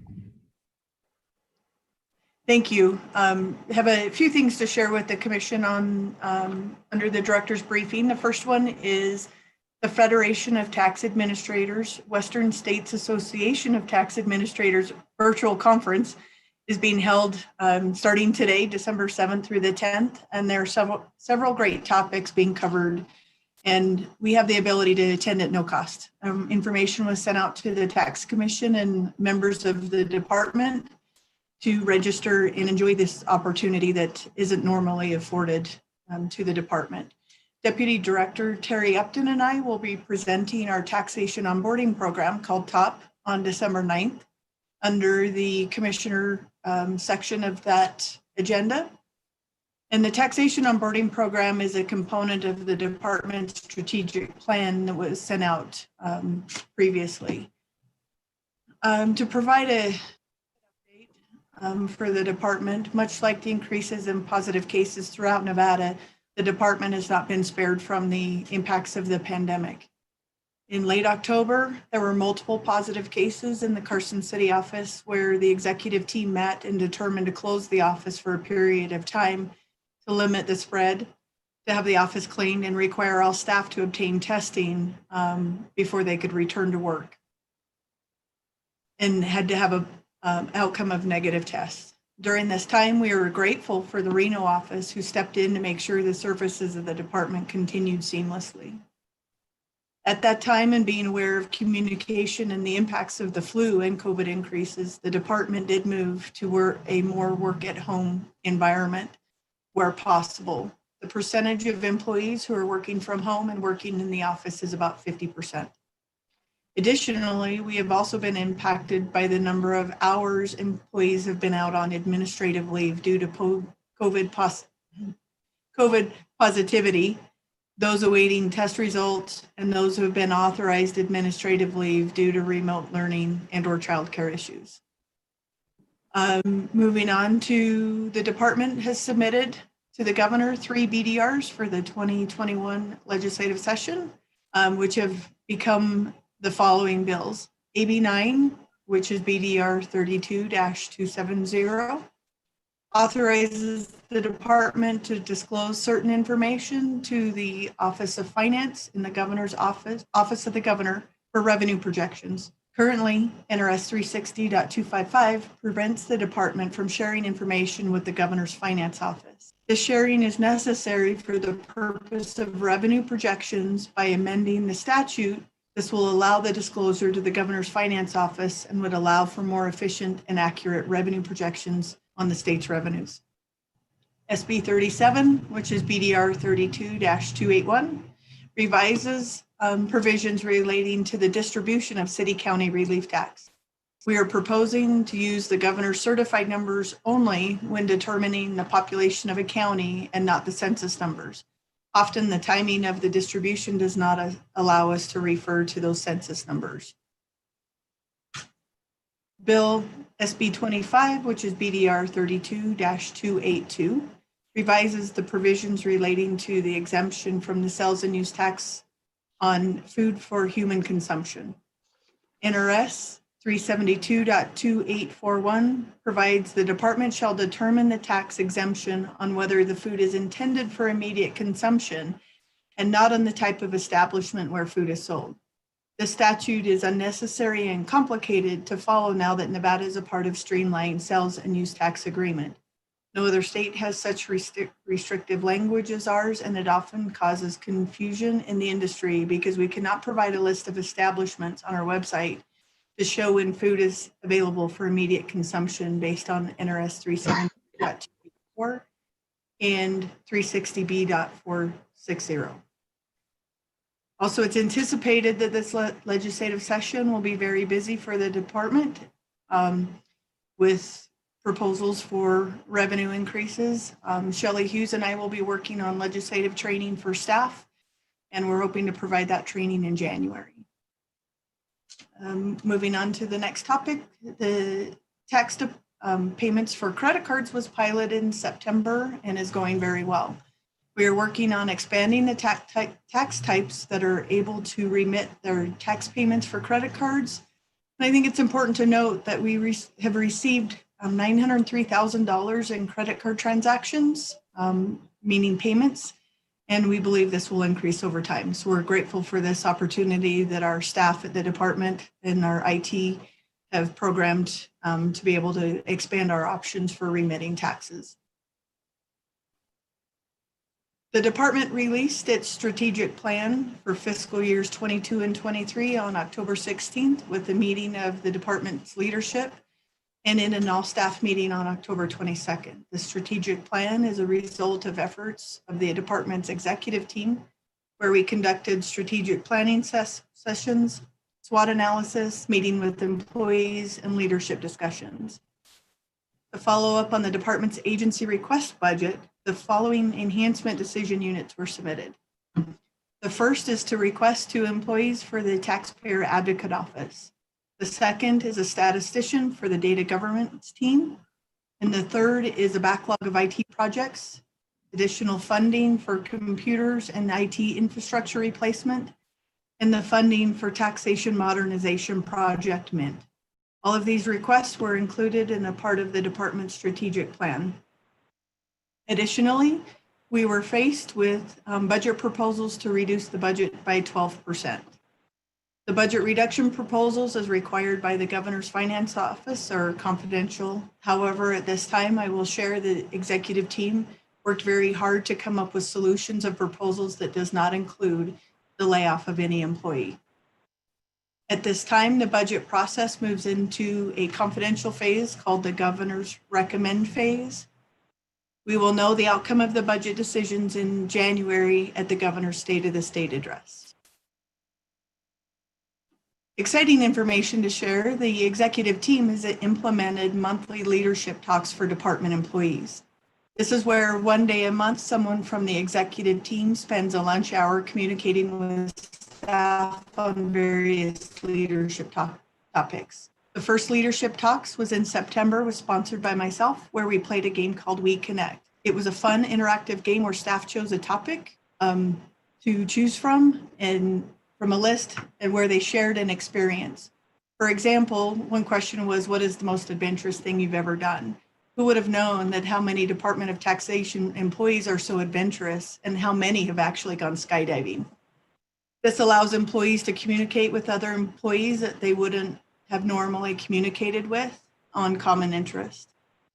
The October Leadership Talk was sponsored by Shelley Hughes, where she introduced her role within the department and shared her education and experience in a fun, interactive bingo game. The Leadership Talks in November was sponsored by Joe Bernardi, our Information Security Officer, about how to stay safe in an electronic world, where the information shared was very timely for online shopping during the holiday season. And lastly, an update for the tax amnesty. At this time, we still don't have a date. However, we are still working on system improvements so that this will be an automated process. We did notice taxpayers in the January mailing of the upcoming amnesty and the opportunity for credit cards, and we'll provide that information on a date when amnesty will commence as soon as we have finalized that information. And that concludes the director's briefing, and I'm available for any questions. Thank you. Are there any questions of Director Young? Mr. Chair, I do have a question. Sure. On the bills that have become bills now, are those available on the legislature's website? Is the language available out there? Yes. Okay. For that question, Commissioner Rigby, the information is on Nellis, and they've been assigned bills and all the language is available. And then if I got this right, it's AB 9, SB 37, and SB 25. Let me check those on my notes.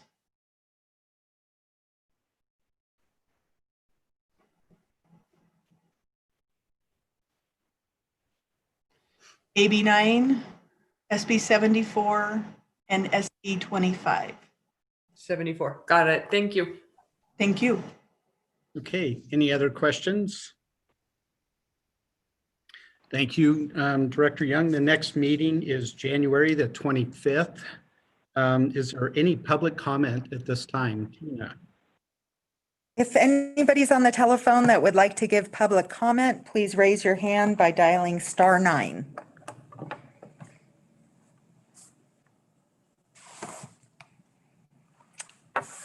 I don't see any public comment.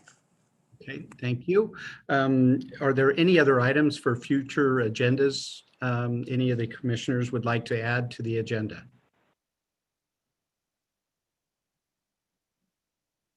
Very good. If not, stand adjourned. Thank you, everyone, for your longevity and attention.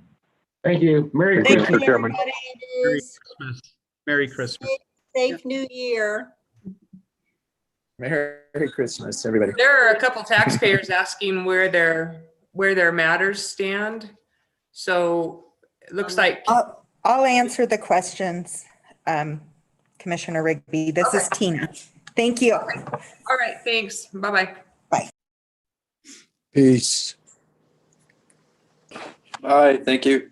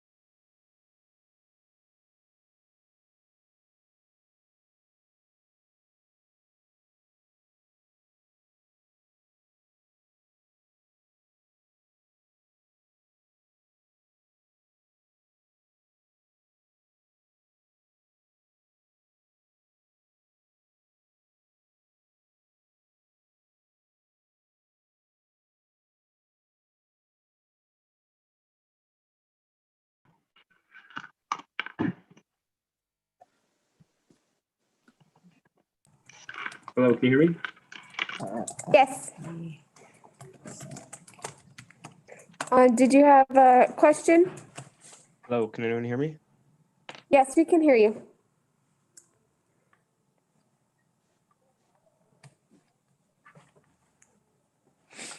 Hello? Hello, can anyone hear me? Yes, can you hear us? Yes, I can. Did you have a question? Yes, I did. Did I miss the approval on the settlement with Beauty and Essex? Guapo Bodego is the entity. That matter was approved as part of the consent calendar. Okay, It was approved, yes. okay. Was that early on in the morning? I hate to tell you, but yes. Okay, yeah, I was a couple minutes late logging in, so I unfortunately had this on in the background for about 4.5 hours unnecessarily. Oh, I'm sorry. That's okay. So it was Okay. approved though. Yes, Okay, great. Thank you very much. thank you. All right, bye. Bye-bye. Does anybody else have a question?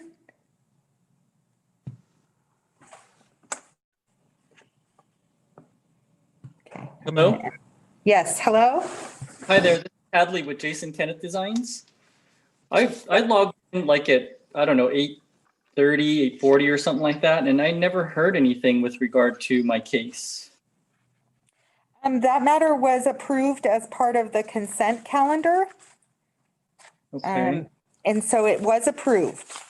it just was approved, okay. Well, I did want to make a statement, but I guess as long as it's approved, I guess I should be happy with that. Yeah, the consent calendar, they pull out items that they have questions on, but all the other items are approved as one matter. So the matter wasn't discussed, it was just approved. Okay, all right. Thank you so much.